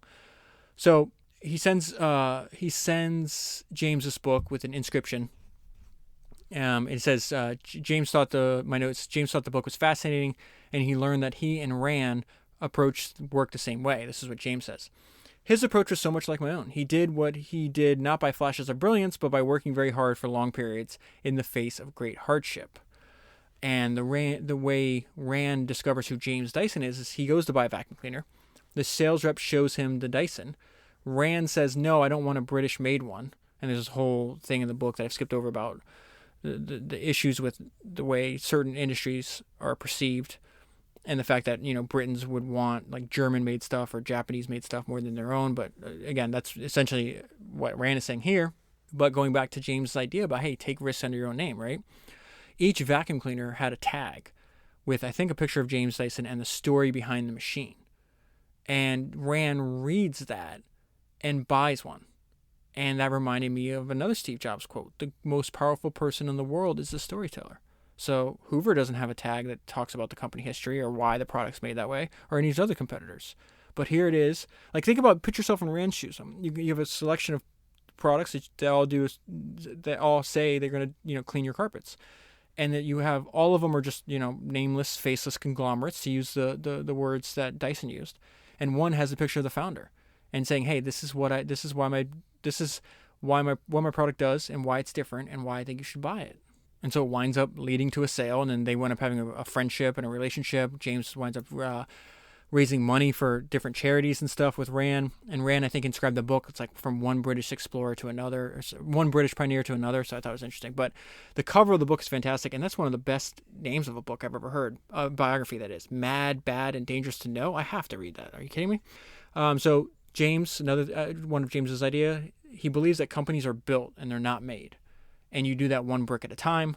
And this story is sometimes literal. This is the guy that he winds up hiring to run his Dyson business in Australia. Ross was exactly the sort of dogged, stubborn, active achiever that we needed. When I first met him, he'd been in the process of building a house at the bottom of a very steep slope, down which the builders refused to carry the bricks, claiming it was too difficult and dangerous. So Ross, with the help of his two young sons, carried every single brick for his house down the slope himself by hand, working at it steadily every single morning before showing up for work. This is a reminder that if one distribution channel is not working, you can always find another one. So James, at this point in the story, he still has these odd arrangements for other companies in other countries to sell the Dyson vacuum cleaner. They do it under a different name. It's not called the Dyson Dual Cyclone. Eventually, he realizes this is a mistake and he stops doing it completely. But at this point in the story, there's a company that's set up in America that is selling a different version of the Dyson, just using a different name. I think it's called like the Phantom or something like that. And they're not doing well with retailers, so they try to go direct. And this is what James said. For a couple of years, it sold unspectacularly, and then the company relaunched it using infomercials. It skyrocketed, becoming the most successful product ever launched by television shopping channels. A nauseating method, but productive. So again, exact same product, just one distribution channel they were pursuing wasn't working at all. They try another one, and it takes off like a rocket. Some more advice from James: to be different, unconventional, determined, and obtuse. Goes back to this anti-brilliance campaign that he has. You are just as likely to solve a problem by being unconventional and determined as by being brilliant. And if you can't be unconventional, be obtuse. Be deliberately obtuse. There are billions of people out there thinking in train tracks and thinking what they've been taught to think. If you go in and you be illogical, then half the time people will laugh at you. And half the time you will strike up something interesting because you've stopped everyone else from thinking logically, which up until this point has failed to provide a solution. Be a bit wacko, and you shake people up a bit. And we all need shaking up. So he's talking about hiring now, and he does not like people with experience. He wants to train them brand new. He hires a lot of graduates, just like Jeremy Fry hired him when he was a graduate or about to be a graduate. And so the main point here is it's better to hire someone who's enthusiastic and inexperienced than have to retrain somebody that has bad habits. The basic reason is they are unsullied. They have not been taught to think by a company with nothing on its mind but short-term profit. We are trying to do things differently from everyone else. So it's easier to teach fresh graduates this new way than retrain someone with experience. I began employing graduates because I was so appreciative of the opportunities given to me when I was younger by Jeremy Fry. He gave me carte blanche on the Sea Truck project and entrusted me with running the business from the start. I enjoyed and benefited from that, the responsibility of learning things by doing, rather than being taught by superiors. This made me feel that I was a pioneer. And finally, the product you make should always be improving. The way you do that is you have to obsess about it. I have mentioned iterative development as part of innovation, and that extends to the workplace. We are never satisfied with the product and are always trying to improve it. We take any complaint very seriously and solve the problem. We are fascinated to the point of obsession with the product. It is this that allows us to maintain ownership of our product, and without it, we don't have a business. I hope Dyson's story inspires you as much as it inspires me, and I hope the next time you get knocked down, you remember his story and you say, all right then, let's give it another go. For the full story, read the book, buy the book, keep the book forever. It's fantastic. If you want to buy the book and support the podcast at the same time, do that by using the link that's in the show notes of your podcast player. If you want to stick around, I will add to the end of this episode the short little bonus episode on the history of great inventions. And that is 200 books down, 1,000 to go. And I'll talk to you again soon. We humans are astonishingly inventive. The proof is everywhere. The paper you hold in your hands now, the ink, the presses that printed it, even the notion of using words to put these thoughts into your mind. They are all inventions, acts of creation by someone, somewhere. In this book, the stories behind the most important of these inventions will be told, and what amazing stories they are, spanning a range of human emotions and motivations: fear, lust, greed, and altruism. It has certainly prompted me, as an inventor, to ponder why I do what I do. It can be enormous fun to think of new ways of doing things, and then to prove they are no mere pipe dreams by turning them into real, live products sold around the world. But another big motivation for inventors has been frustration. Frustration about things that have been around for years, doing an okay job, but not anything like as good a job as they could. The breakthrough was realizing that things don't have to be the way they are. Frustration over the countless ships lost at sea through navigation errors led to John Harrison's invention of extraordinary accurate clocks. Frustration at the appalling death rates in maternity wards led the Hungarian doctor Ignaz Semmelweis to invent antiseptic practice. And frustration at the many blunders in mathematical tables led the Victorian mathematician Charles Babbage to take the first steps towards the computer. Necessity has indeed been mother to countless inventions. the Sumerians invented written language to keep their business in order. In 1856, Henry Bessemer invented steel to make stronger cannons. And today's computers, for example, are direct descendants of the electronic machine invented by post office engineers during the Second World War to break Adolf Hitler's most secret ciphers. What all inventions have in common is that they start from a knowledge of what's already out there. Every invention draws in some way on the huge accumulation of know-how built up over millennia. Any inventor must understand what I see as two of the key intellectual breakthroughs of the past 2,000 years. The first is the recognition, due mainly to Newton, that the laws of science don't just apply here and there. They are literally universal. Spotting the underlying unity in apparently totally unconnected things can lead to world-beating inventions. The other key idea is that of the scientific method. That is, studying systematically things you don't understand. You have your idea, you design an experiment to test it, and then draw your conclusions. We owe that to the 17th century thinker Francis Bacon. And it sounds trite until you try the alternative: random guessing and wishful thinking.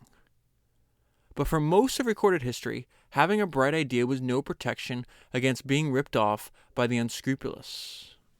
Thomas Edison said it first. No sooner does a fellow succeed in making a good thing than some other fellow pop up and tell them they did it years ago. There is something that, in theory at least, makes sure that the credit and the money for the invention goes to where they are due: patents. The idea that ingenious people should benefit from their creativity emerged in the 15th century Italy. The earliest known English patent was granted to John of Utenham, who was a stained glass maker. John received a 20-year monopoly to exploit the fruits of his ingenuity. In return, he was required to teach his process to others. That, too, is still part of the philosophy behind the modern patent, that it doesn't just encourage innovation, but also the spread of that innovation. Inventors have to disclose how they did it. To my mind, the key test for any invention worthy of the name is whether it can be made practical and put into production.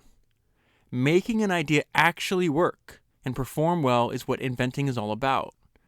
Indeed, overcoming manufacturing challenges had led to some of the most important of all inventions.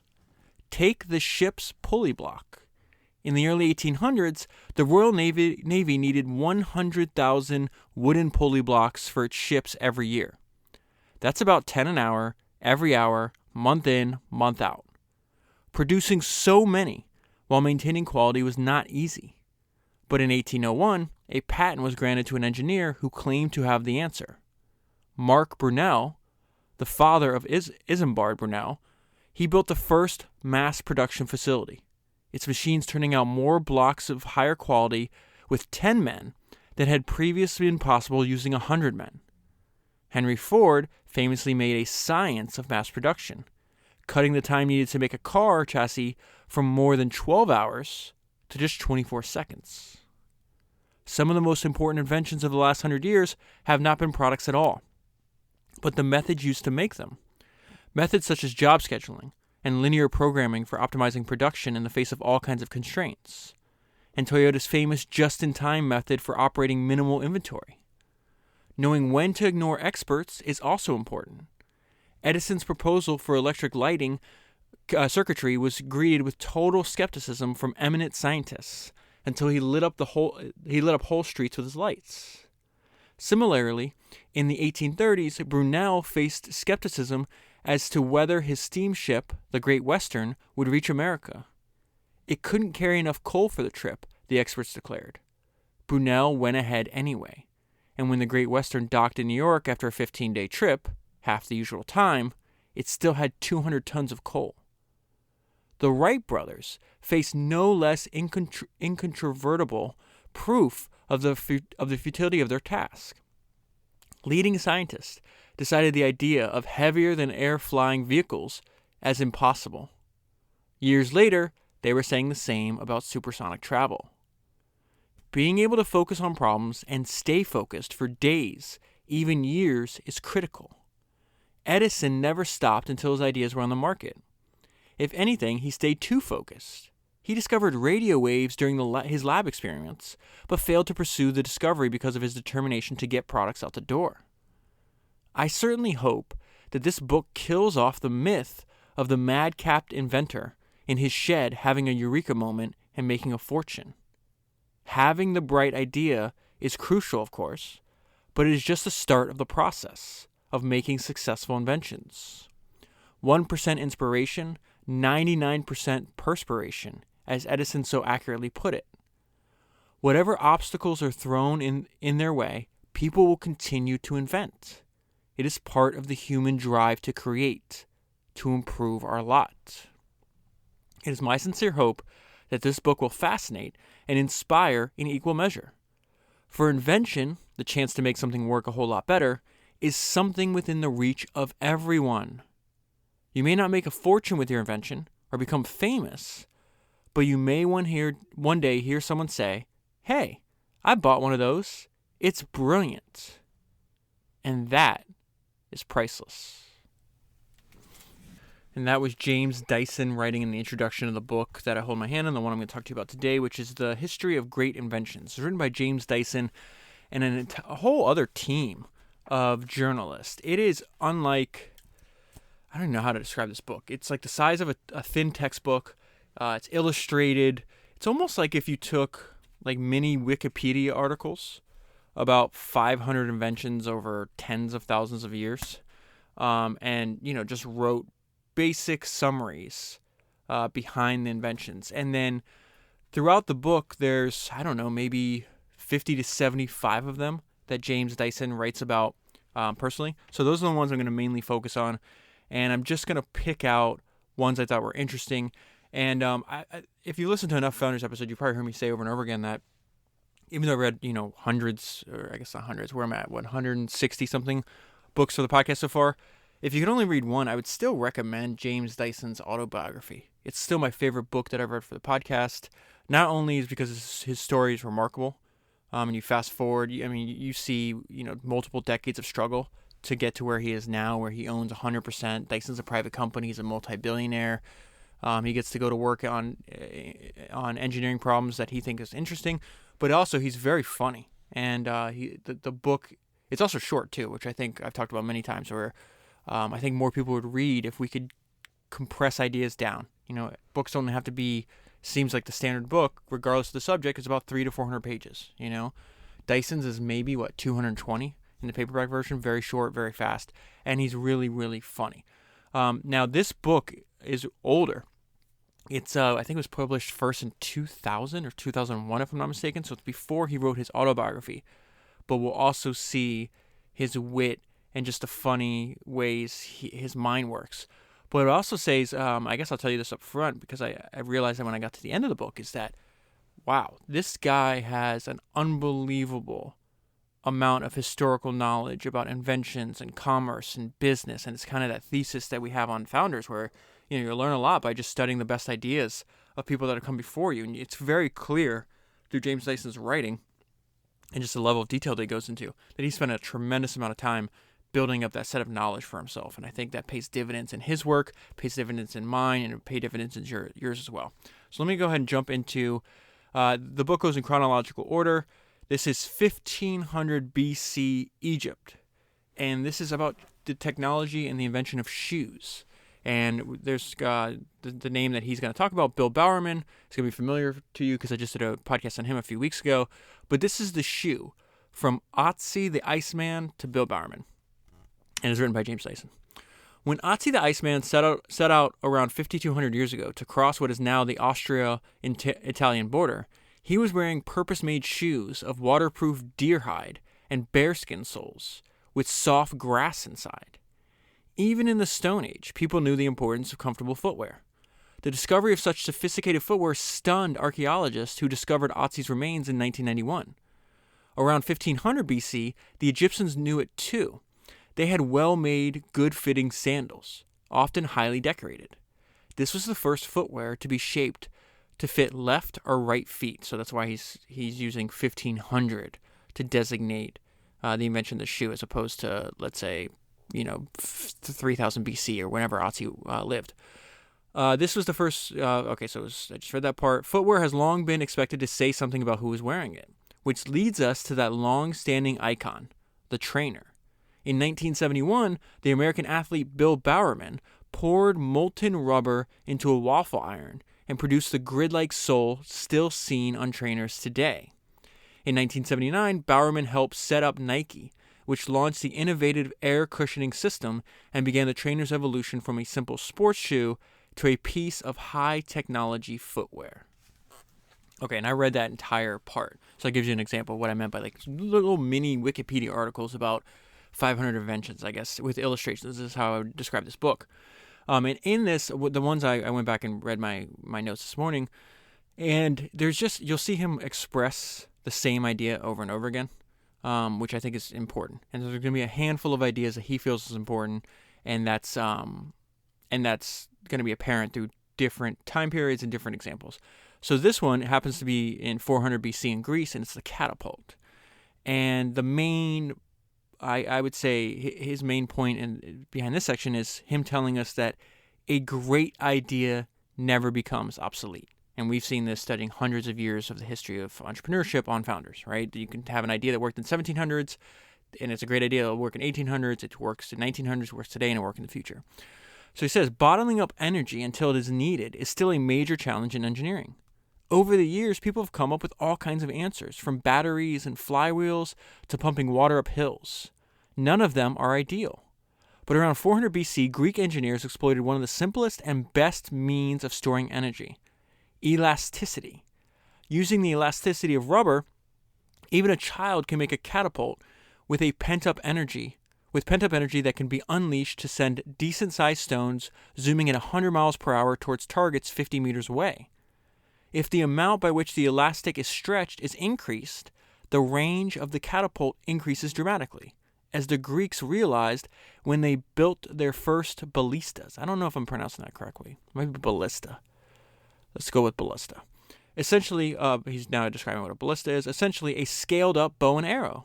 The ballista used an energy storage system in the form of a rope tightly twisted and stretched back using a crank. The elastic energy pent up in the rope was then ready for release whenever needed, and would send a spear hurtling towards the enemy. The catapult had a new lease on life in the 20th century when its elastic energy principles found use in hurling fighter aircraft from seaborne carriers. And this is where James is best. He gives us the history, gives us the evolution, and then talks about other people building on that idea because they understand there's always room for improvement in other applications. That is a main theme behind the book. So let me start that paragraph again. The catapult, he just got done describing something that was happening in 400 BC. Now he's going to describe something that was invented, maybe 1950s, 1940s, something in that area. The catapult had a new lease on life in the 20th century when its elastic energy principles found use in hurling fighter jets from seaborne carriers and for trapping them when they land, which just shows that a great idea never becomes obsolete. Okay, so now we're in 118 AD in China, and this is about the wheelbarrow. And I would say this is probably the most common idea of his in this book, and it's that there's always plenty room for improvement. So it says it's difficult to imagine now, but the wheelbarrow was once classified as military hardware. Developed more than 2,000 years ago to allow the Chinese army to transport heavy or large loads quickly and easily, the wheelbarrow is indeed a clever design.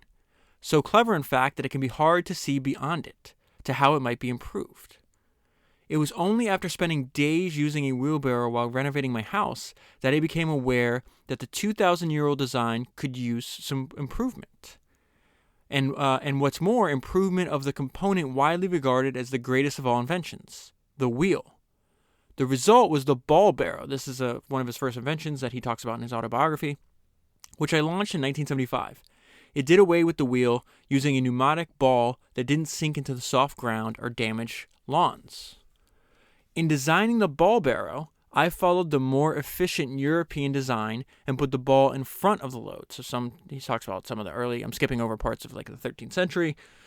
They had wheelbarrows where the wheel was in the back. So he's talking about different cultures came up with different versions of the same invention. This essentially is a summary of that part.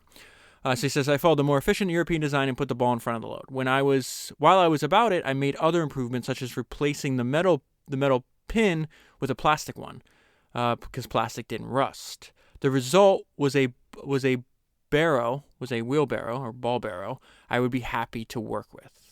And so when I think about that section, it's not important to focus on wheelbarrow, ball barrow, or anything. The main point is, hey, there's a tool that's been around for a long time, used by countless humans.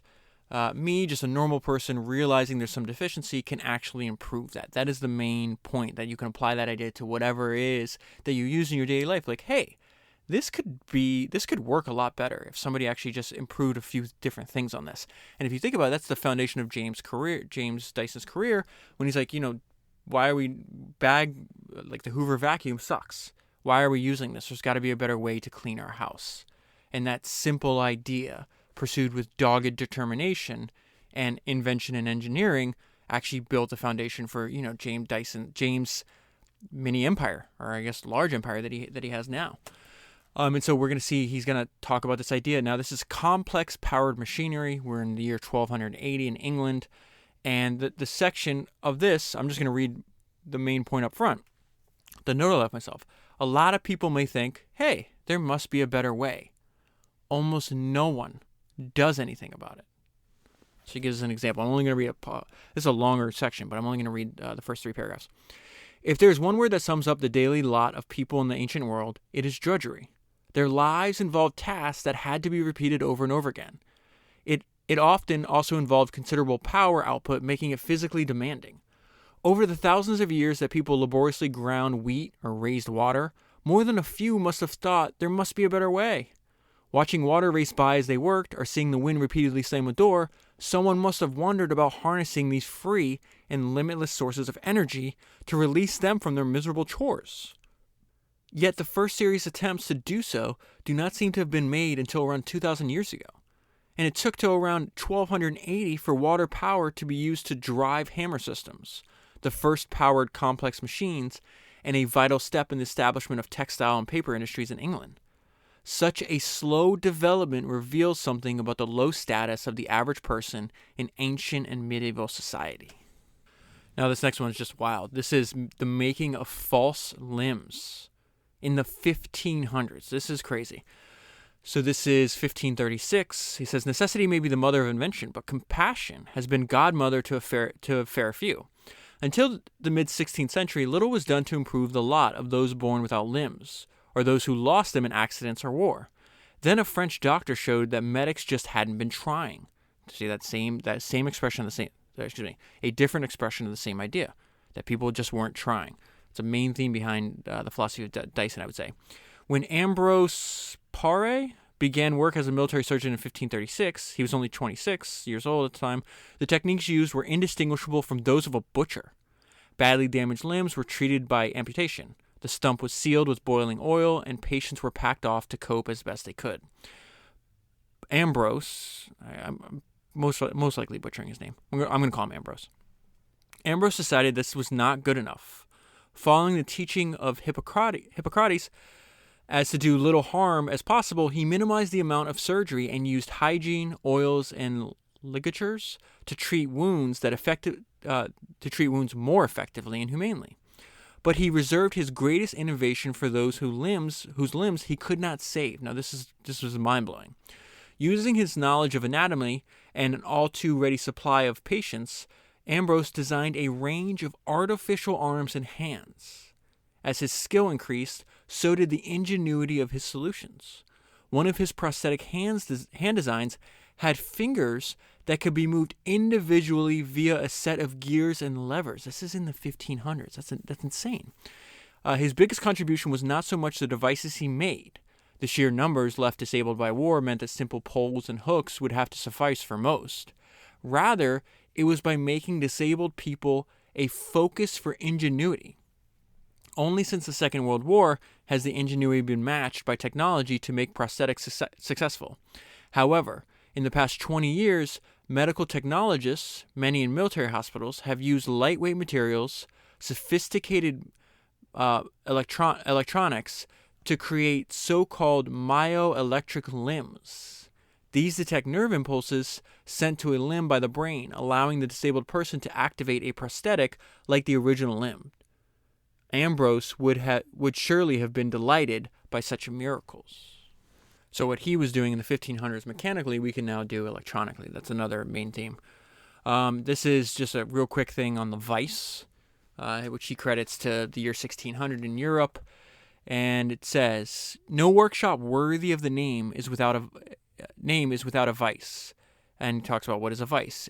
Vice acts like an extremely strong but uncomplaining assistant who is willing to hold anything you're working on and not yell if you miss. Variations of the same theme were developed and adopted by different trades over the years, each evolving to a particular demands. But it took the genius of the inventor Ron Hickman, this is the main point of why I'm reading this section to you, to see that even after 400 years, the vice still had not reached its full potential. So again, the main point of this section is even after 400 years, it had not reached its full potential. Meaning things that we use constantly, how many people used a vice over those 400 years and never thought to make it portable? That's what Dyson's point. It's like it was relegated to be installed in your workshop. You couldn't move it. And if you wanted to use it, obviously you had to bring things to it as opposed to bring the vice to things. And that's what he's saying that Ron Hickman's innovation is here. So it says, even after 400 years, the vice still hadn't reached its full potential. One of the best features of his world-famous Workmate, which he launched in 1971, is that it could be turned into a big portable vice. Now this one is really actually, it surprised me. It's how the lawnmower is a descendant of the guillotine. The guillotine is a gruesomely effective device, but it was not always thus.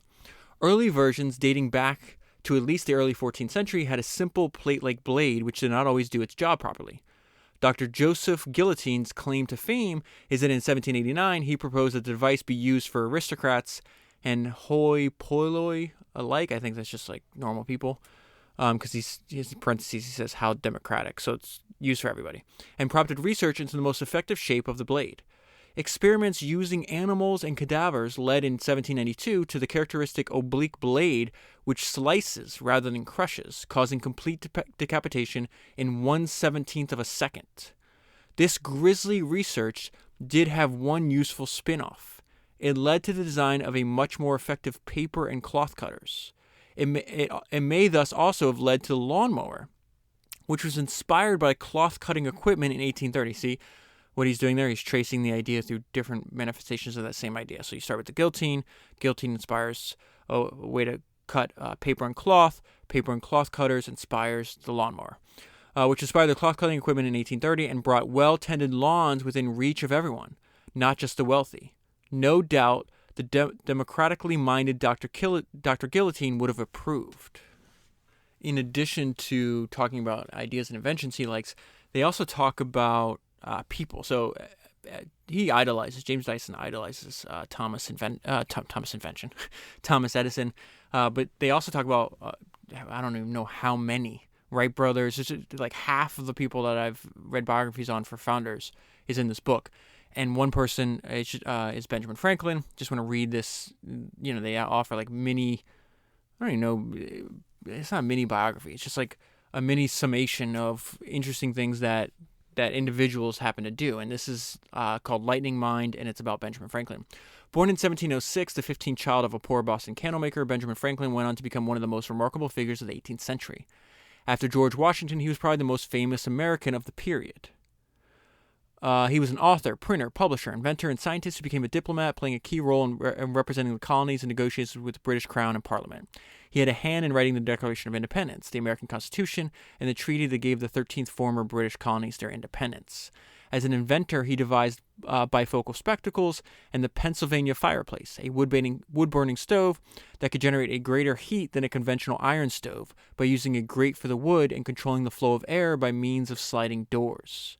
It warmed millions of farms and city homes and is still being made today. Franklin's biggest achievements came in the field of electricity, which by 1745 had become a fashionable subject on the east coast of America. His foolhardy demonstration of the electrical effects of lightning impressed the Royal Society so much that they made him a member. Franklin used this discovery to invent the lightning conductor, suggesting that pointed metal rods should be built on tall buildings and earthed on the ground. By 1782, Philadelphia alone had installed 400 of his conductors. Franklin conducted many other electrical experiments, coined terms associated with electricity such as battery, conductor, negative and positive, and published a well-regarded book on the subject. So I've already done two episodes on Franklin for Founders, his autobiography, and then the biography by Walter Isaacson. I have another one that I haven't read yet, but I will. It's called The First American. So there's going to be, he's too important a person not to keep reading any book that I can get my hands on about him. In fact, if I've talked about, there's many like different ideas that coalesce in my mind to start Founders and to arrange it, design it the way it is. And one of that, or the first one is listening to this interview by Elon Musk, like back in like 2010. And he was asked, he's like, how did you come, like you emigrated from South Africa to Canada, then you land in California, you don't have any money, you don't have any resources. Like, how did you learn how to build all these companies? Did you read a bunch of business books? And his response gave me the idea for Founders. He's like, no, I didn't read any business books. He's like, I like biographies. I think they're very helpful. And then he went on to list biographies that he liked, and he talked about Benjamin Franklin being one of the people he most admires, and that he liked reading both his autobiography but also the biography by Isaacson, which I've obviously read since then. This one's really important because everybody's talking about it in present day, and it's about vaccinations, invented 1796 by Edward Jenner. I'm going to read the whole part. Infectious diseases have claimed countless millions of deaths throughout history. The Black Death pandemic in Europe in the mid-14th century alone left 75 million dead. While the Spanish flu outbreak of 1918 to 1919 killed another 22 million. Okay, that number has been updated since the book's published. They think it's 50 to 100 million for the Spanish flu. Yet over the centuries, stories emerged of certain people who somehow remained free of the disease, and various explanations began to circulate to account for their miraculous escape. A common theme was that people exposed to weak doses of the disease were somehow protected against its worst ravages. By the early 18th century, some European doctors were advocating the idea of combating smallpox by deliberately injecting people with infectious matter taken from those with a mild case of the disease. The risks of such inoculation were very high, however, and those who were supposed to be protected often fell victim to the full-blown disease. During the 1770s, a young surgeon named Edward Jenner began pondering another curious claim, that people who fell victim to a relatively harmless disease known as cowpox somehow subsequently became immune to smallpox. Jenner wondered if exposure to cowpox might provide a safe way of inoculating people against smallpox. This is going to be the first quote-unquote vaccine, right? In May 1796, he decided to find out in an experiment so outrageously unethical that would today undoubtedly land him in prison. Jenner inoculated an 8-year-old boy named James Phipps with matter extracted from the finger of a dairymaid who was infected with cowpox. 6 weeks later, the boy had suffered only a mild fever. So on July 1st, Jenner deliberately gave the healthy boy a dose of lethal smallpox. Fortunately for the boy, now how crazy is that? So he's testing it. If he's wrong, the boy's going to die. Fortunately for the boy, Jenner proved to be right. We now know that the inoculation had trained the boy's immune system to recognize and destroy both the cowpox and the smallpox viruses. While this was unknown to Jenner, he recognized the significance of his discovery about cowpox, which he named, this is the most interesting part, because everybody knows what a vaccine is. How many people know that was named after a cow, right? While this was unknown to Jenner, he recognized the significance of discovery about cowpox, which he named vaccination after vacca, the Latin for cow. It went on to save the lives of millions, and it remains the primary defense against infectious diseases. Okay, so now we're in the 1800s. This is Francis Smith, and this is on the propeller. And really, I'm bringing this to your attention because in his autobiography, he talks about reading biographies of people that inspired him and then using their life stories to draw strength. So one of his main influences was this guy named Isambard Kingdom Brunel. Okay, and in James's autobiography, he talks about periods where he was like, I'm giving up. This is crazy. I'm gonna fail. and then realizing the lessons that he learned from the biography of Brunel, that he went through the exact same thing and he kept going, so I'm going to keep going as well. I have a biography of Brunel. I just haven't got around to reading it for the podcast, but I will, and it'll obviously be on the main Founders feed. So, okay. The propeller is a perfect example of a great idea that has been staring people in the face for centuries. There's that same idea expressed in another way, right? That we're just tons of opportunities staring in the face of everybody. Maybe even inconveniencing you or frustrating you, but such a small percentage of people do anything about it, okay? It is simply the reverse of the water-raising screw invented by Archimedes more than 2,000 years ago. So that is also featured in the book. I read and reread the section. I still don't even understand what the hell how it works. It seems like it's black magic. But again, this idea, the main point here is it's not important for us to know how a water-raising screw works. It's just taking an invention that happened 2,000 years ago and realizing that if you change it, in this case reverse it, it also can produce another invention, which is the propeller. A number of people toyed with the idea of using a screw-like device to propel waters through the air. James Watt seems to be the first to think about using it for ship production in 1770. In 1835, Francis Smith carried out experiments with a small boat driven by a wooden propeller and went on to launch the first purpose-built propeller-driven ship. And what did he name it? This is in 1838. He named it the Archimedes because it's the reverse of Archimedes' idea from 2,000 years prior. How crazy is that? It's kind of cool. Among those to be impressed by the ship's performance was Isambard Kingdom Brunel, then in the process of revolutionizing transatlantic travel. After seeing the Archimedes, he decided that his next ship, which he named the Great Britain, would also be equipped with a propeller. And in 1845, it became the first propeller-driven ship to cross the Atlantic. And I just love what Dyson did there. He talks about, okay, it starts off, we have an idea of Archimedes 2,000 years ago. And then we have another idea, the variation of this, by this guy named James Watt. And then Smith sees Watt's innovation, 65 years later, and he builds something. He used the same idea to build it with another purpose. And then 15 years after that, Brunel is able to take a variation of Smith's idea. You see how, I did a really poor job there. And this is a convoluted way of describing that, but you see how he's tracing the same idea used in different applications by different people for different purposes through different times. I think that is a very, very fundamentally powerful human idea. Okay, so this the next one I'm bringing to your attention, I covered all the way back on Founders number 69. It's about Charles Goodyear and the vulcanization of rubber. Rubber is a most extraordinary natural polymer, with probably more varied uses than any other. From wetsuits to car tires, gaskets to surgical gloves, it is the perfect material for all sorts of applications, as long as it's used with care. Discovered in the jungle of South America in 1736, rubber was long regarded as a tricky material to use, becoming brittle in cold weather and squidgy in summer.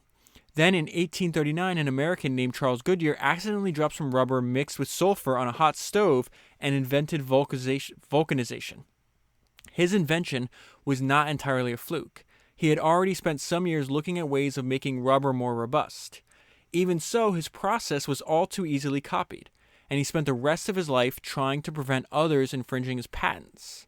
Seeking new markets, he took out patents in Europe, only to have them rejected on technicalities. The process did make money, but not before Goodyear died with debts totaling around $4 million in today's money. Vulcanization boosts the resilience of rubber, but some applications call for untreated rubber's ability to remember and return to its shape. Now look how he takes... This is fascinating. Again, I'm really impressed with just the base of his knowledge and how much time and effort he had to put into developing his mind. So he's going to talk about the mistakes. He just gave us the complete history of rubber, and then talking about how even if with an invention, we don't know everything about that invention, and that lack of knowledge can be fatal. Okay, so it says. Vulcanization boosts the resilience of rubber, but some applications call for untreated rubber's ability to remember and return to its shape. That's when it has to be used with particular care, as NASA discovered to its cost in January 1986. The Space Shuttle Challenger took off in weather so bitterly cold that a 12-meter rubber gasket on one of its boosters lost its flexibility and allowed hot gas to escape. The resulting explosion led to the deaths of all 7 astronauts. Okay, so now we've gotten to the unbelievable, what I'm calling the unbelievable story of antiseptics. 1847, this is a reference in the introduction. Perhaps the single most important of all medical inventions, antiseptics, have saved the lives of countless millions. Yet their use was initially bitterly resisted by the medical profession. There's another lesson about human nature there, right? Because history doesn't repeat, human nature does. And we're going to see the same resistance that Ignaz Semmelweis, the inventor of antiseptics, received is the same thing that we see countless times throughout other examples in history. In 1847, Ignaz Semmelweis, a Hungarian obstetrician at the Vienna General Hospital, was trying to find out why 1 in 30 young mothers was dying of some kind of fever I can't pronounce on a ward staffed only by midwives. So 1 in 30 are dying, right? What the hell is going on here? But Semmelweis realized the figure jumped to almost 1 in 5 on the ward where medical students examine mothers. Okay, so way too many people are dying when there's only midwives. Why does that number go up by a factor of 6 when medical students are examining mothers as well? He then discovered that the students were arriving at the ward after performing dissections on corpses, still carrying dead tissues on their hands. His suspicions that the students were causing the deaths hardened after attending the autopsy of a medical friend, a pathologist who had pricked himself while dissecting a corpse. Semmelweis was struck by the similarity between the lesions of his friend's body, on his friend's bodies, and those of the women with that fever I can't pronounce. He decided the students were carrying some lethal agent on their hands and forced them to wash in dilute bleaching powder before examining his patients. Within 8 weeks, the death rate plummeted almost 20-fold. This failed to impress Semmelweis' superiors, who resented being told that they had caused so many deaths, and they soon got rid of him. So, thank you for greatly reducing deaths by 20-fold. You're fired. Among those who read of Semmelweis' work was Joseph Lister, an English surgeon who was attempting to reduce death rates in his operations. In 1865, this is 40 years later, in 1865, Lister began using carbolic acid to clean his hands and his equipment before surgery and produced a 3-fold drop in mortality rates. But only after Lister showed repeated success with formerly high-risk operations did other surgeons finally begin to use antiseptics routinely. So what is the cost to human life on our species' ability to be arrogant, right?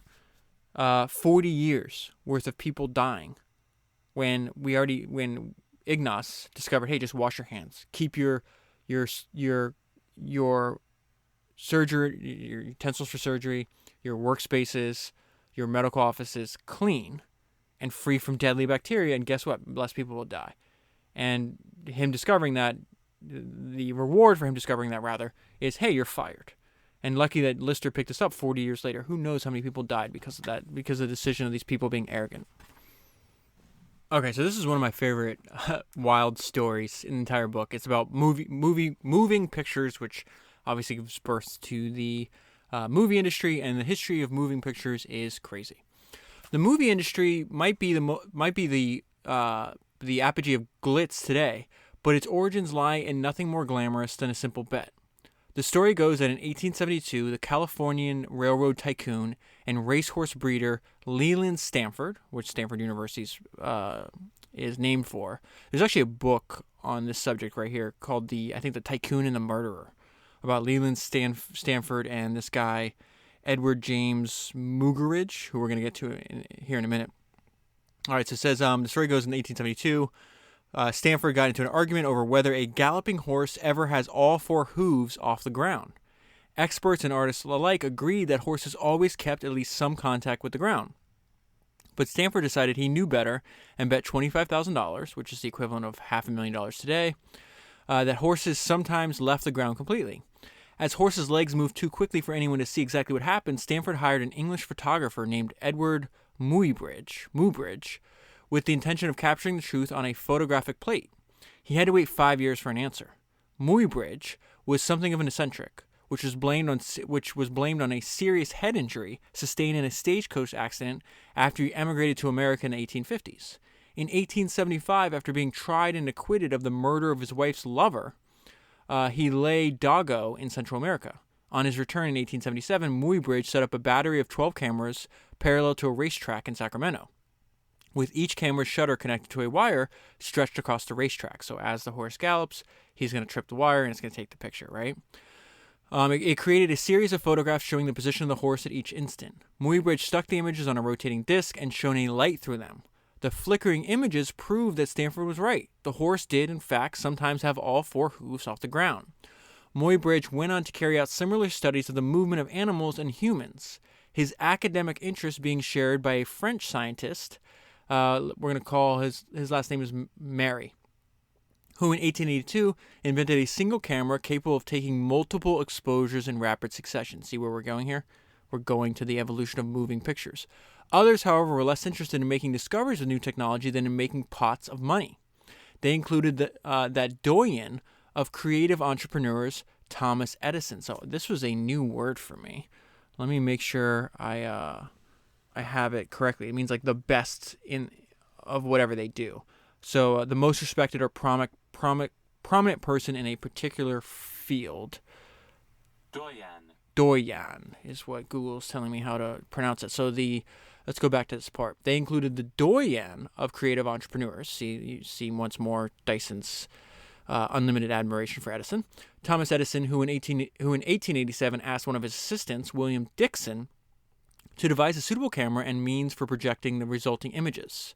The result was the kinetograph. This is the early, we credit with the first movie. A camera which could capture images at 40 frames a second, and the kinescope, a form of peep show, allowing individuals to watch the resulting film. The first kinetoscope booths opened for business in 1894, and among the first to visit was a French photographic materials manufacturer named Anton Luminaire. See, there's a lot of words here, and I apologize for that too, because I always get lost in words. But this is Dyson doing what he always does. He's taking us through the origination of an idea and how one person builds on where another person had left off, which is what he talked about in the very opening of the book. How every invention is built on the previous work of others, right? So why are you not studying the previous work of others? Suitably impressed, Luminaire instructed his two sons, I'm not going to say their names, to develop a lightweight camera and projection system capable of making movies that could be viewed by an audience. In March 1895, they gave the first demonstration of their cinematic system, a 1-minute film of workers emerging from a factory in France. It was not the last word in entertainment, perhaps, but it was the first genuine motion picture and the beginning of something that has become more than merely a form of entertainment. It has also been an important medium of social and even political change. So that all started because Leland Stanford wanted to prove that horses left the ground. That's crazy. Now, with the invention in 1895 of the razor, the main idea that Dyson's giving us here is invent something people use once and then throw away. That way they keep going back for more. And that's what this person, who you're going to recognize his last name, King Camp Gillette. Trying to make something both lethally sharp and safe has exercised inventors for centuries. In 1771, the French cutler Jean Perret developed a razor designed to minimize cuts, but facial trauma was low down the list of priorities of the most famous man in shaving, and what a name. King Camp Gillette of America. He took the advice of a former employer who made a fortune selling disposable bottle tops. Invent something that people use once and then throw away. That way they'll have to keep coming back for more. The story goes that in 1895, Gillette twigged which product could make his fortune while shaving in the mirror. It was a razor fitted with disposable blades. Gillette patented his idea in 1901, and within a year of launching, in 1903, he had sold more than 12 million blades. This is Dyson on his love and admiration for the Wright brothers. If you haven't listened to it, it's Founders number 28, based on David McCulloch's biography of the Wright brothers. Fantastic book, by the way. Highly recommend to anybody. The genius of the Wright brothers. Many people still think the Wright brothers as a couple of bike mechanics who cobbled together a machine that flew a bit. Yet Wilbur and Orville Wright combined rigorous scientific methods and extraordinary engineering skills to bring success where others had failed. Like Edison, the Wright brothers systematically studied the many variables involved, building a series of gliders and carrying out empirical tests on a sandy beach with constant winds. In effect, they found a wind tunnel to develop ailerons. So we talked about on the Chuck Yeager podcast. But what is astonishing was what they had to design their. Let me start that over, actually. But what is astonishing was that they had to design their own propeller system and the first true aero engine. They succeeded in building an engine whose power-to-weight ratio was as high as modern day cars. It was like inventing this is a great way of summarizing it, and shows the beauty of Dyson's mind. It was like inventing the car, wheel, and petrol engine all at once. Most impressive of all, they not only built the first airplane, they also flew it in the face of enormous scientific skepticism. This is another idea that he repeats over and over again. They put their lives on the line in order to learn more about what they were trying to achieve. And the whole project cost less than $1,000, or around $15,000 in today's money. So this book brings us all the way up into the year 2000 and just ends. Just a few more ideas from James Dyson. Here's one of them. When failure is exactly what you need. This is about the Post-it note, which I have myself consumed thousands, maybe tens of thousands of these things in my lifetime. The Post-it note owes its existence to the frustration of an American churchgoer and a useless glue. Useless is in parentheses or quotation marks. During the early 1970s, Art Fry was a product designer with 3M Corporation. Each Sunday, as a member of his local church choir, he would check with which hymns he was to sing during the service and mark them with bits of paper in his hymn book. Inevitably, just as the hymn was about to start, the paper would drop out, and Fry would have to begin a frantic search for the right page. During one service, Fry's mind started to wander, and he suddenly remembered some work done a few years earlier by a 3M colleague, Dr. Spencer Silver. While studying adhesives, Silver had made a glue which he discarded when it proved to have poor sticking power. Fry realized in 1973 that this quote-unquote failure, this is what I mean by when a failure is exactly what you need, that this failure had precisely the powers he needed to stick the bits of paper in his hymn book. A glue that was sticky, but not so sticky that it could not be removed. The following day, Fry obtained some of the glue and started making his bookmarks with it. And I do the exact same thing today for Founders. It took another 18 months to turn the idea into a commercial product. One key problem was solving the paradox of making this not very sticky glue stick permanently to the message paper, but not to anything else. Trial marketing began in 1977. People soon found they couldn't live without them. And the final idea Dyson has for us is, instead of adding features, make your product easier to use. And this is about the Apple tragedy. And again, keep in mind when he's writing this is before the renaissance of the iPod, the iPhone, and everything else that came after Steve Jobs came back to Apple.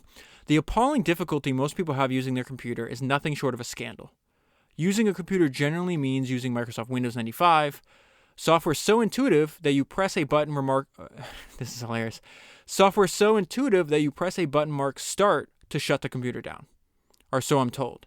I have always used Apple machines, having bought almost every model since the 1984 Macintosh. The machine's brilliantly user-friendly graphic features were based on technology acquired by Apple from Xerox's famous Palo Alto Research Center, also known as PARC, whose computer design team was led by the visionary Alan Kay, an unsung hero of the computer revolution. Xerox bungled its own attempts to market a computer based on Kay's vision in the early 1980s. Sadly, Apple failed to capture the market too. Not for the first time has the best technology failed to win out, and Microsoft's dreadful mockery of Apple's approach has come to dictate the way most people interact with their computer. The failure of Apple's philosophy to dominate the design of computers is a major technological tragedy.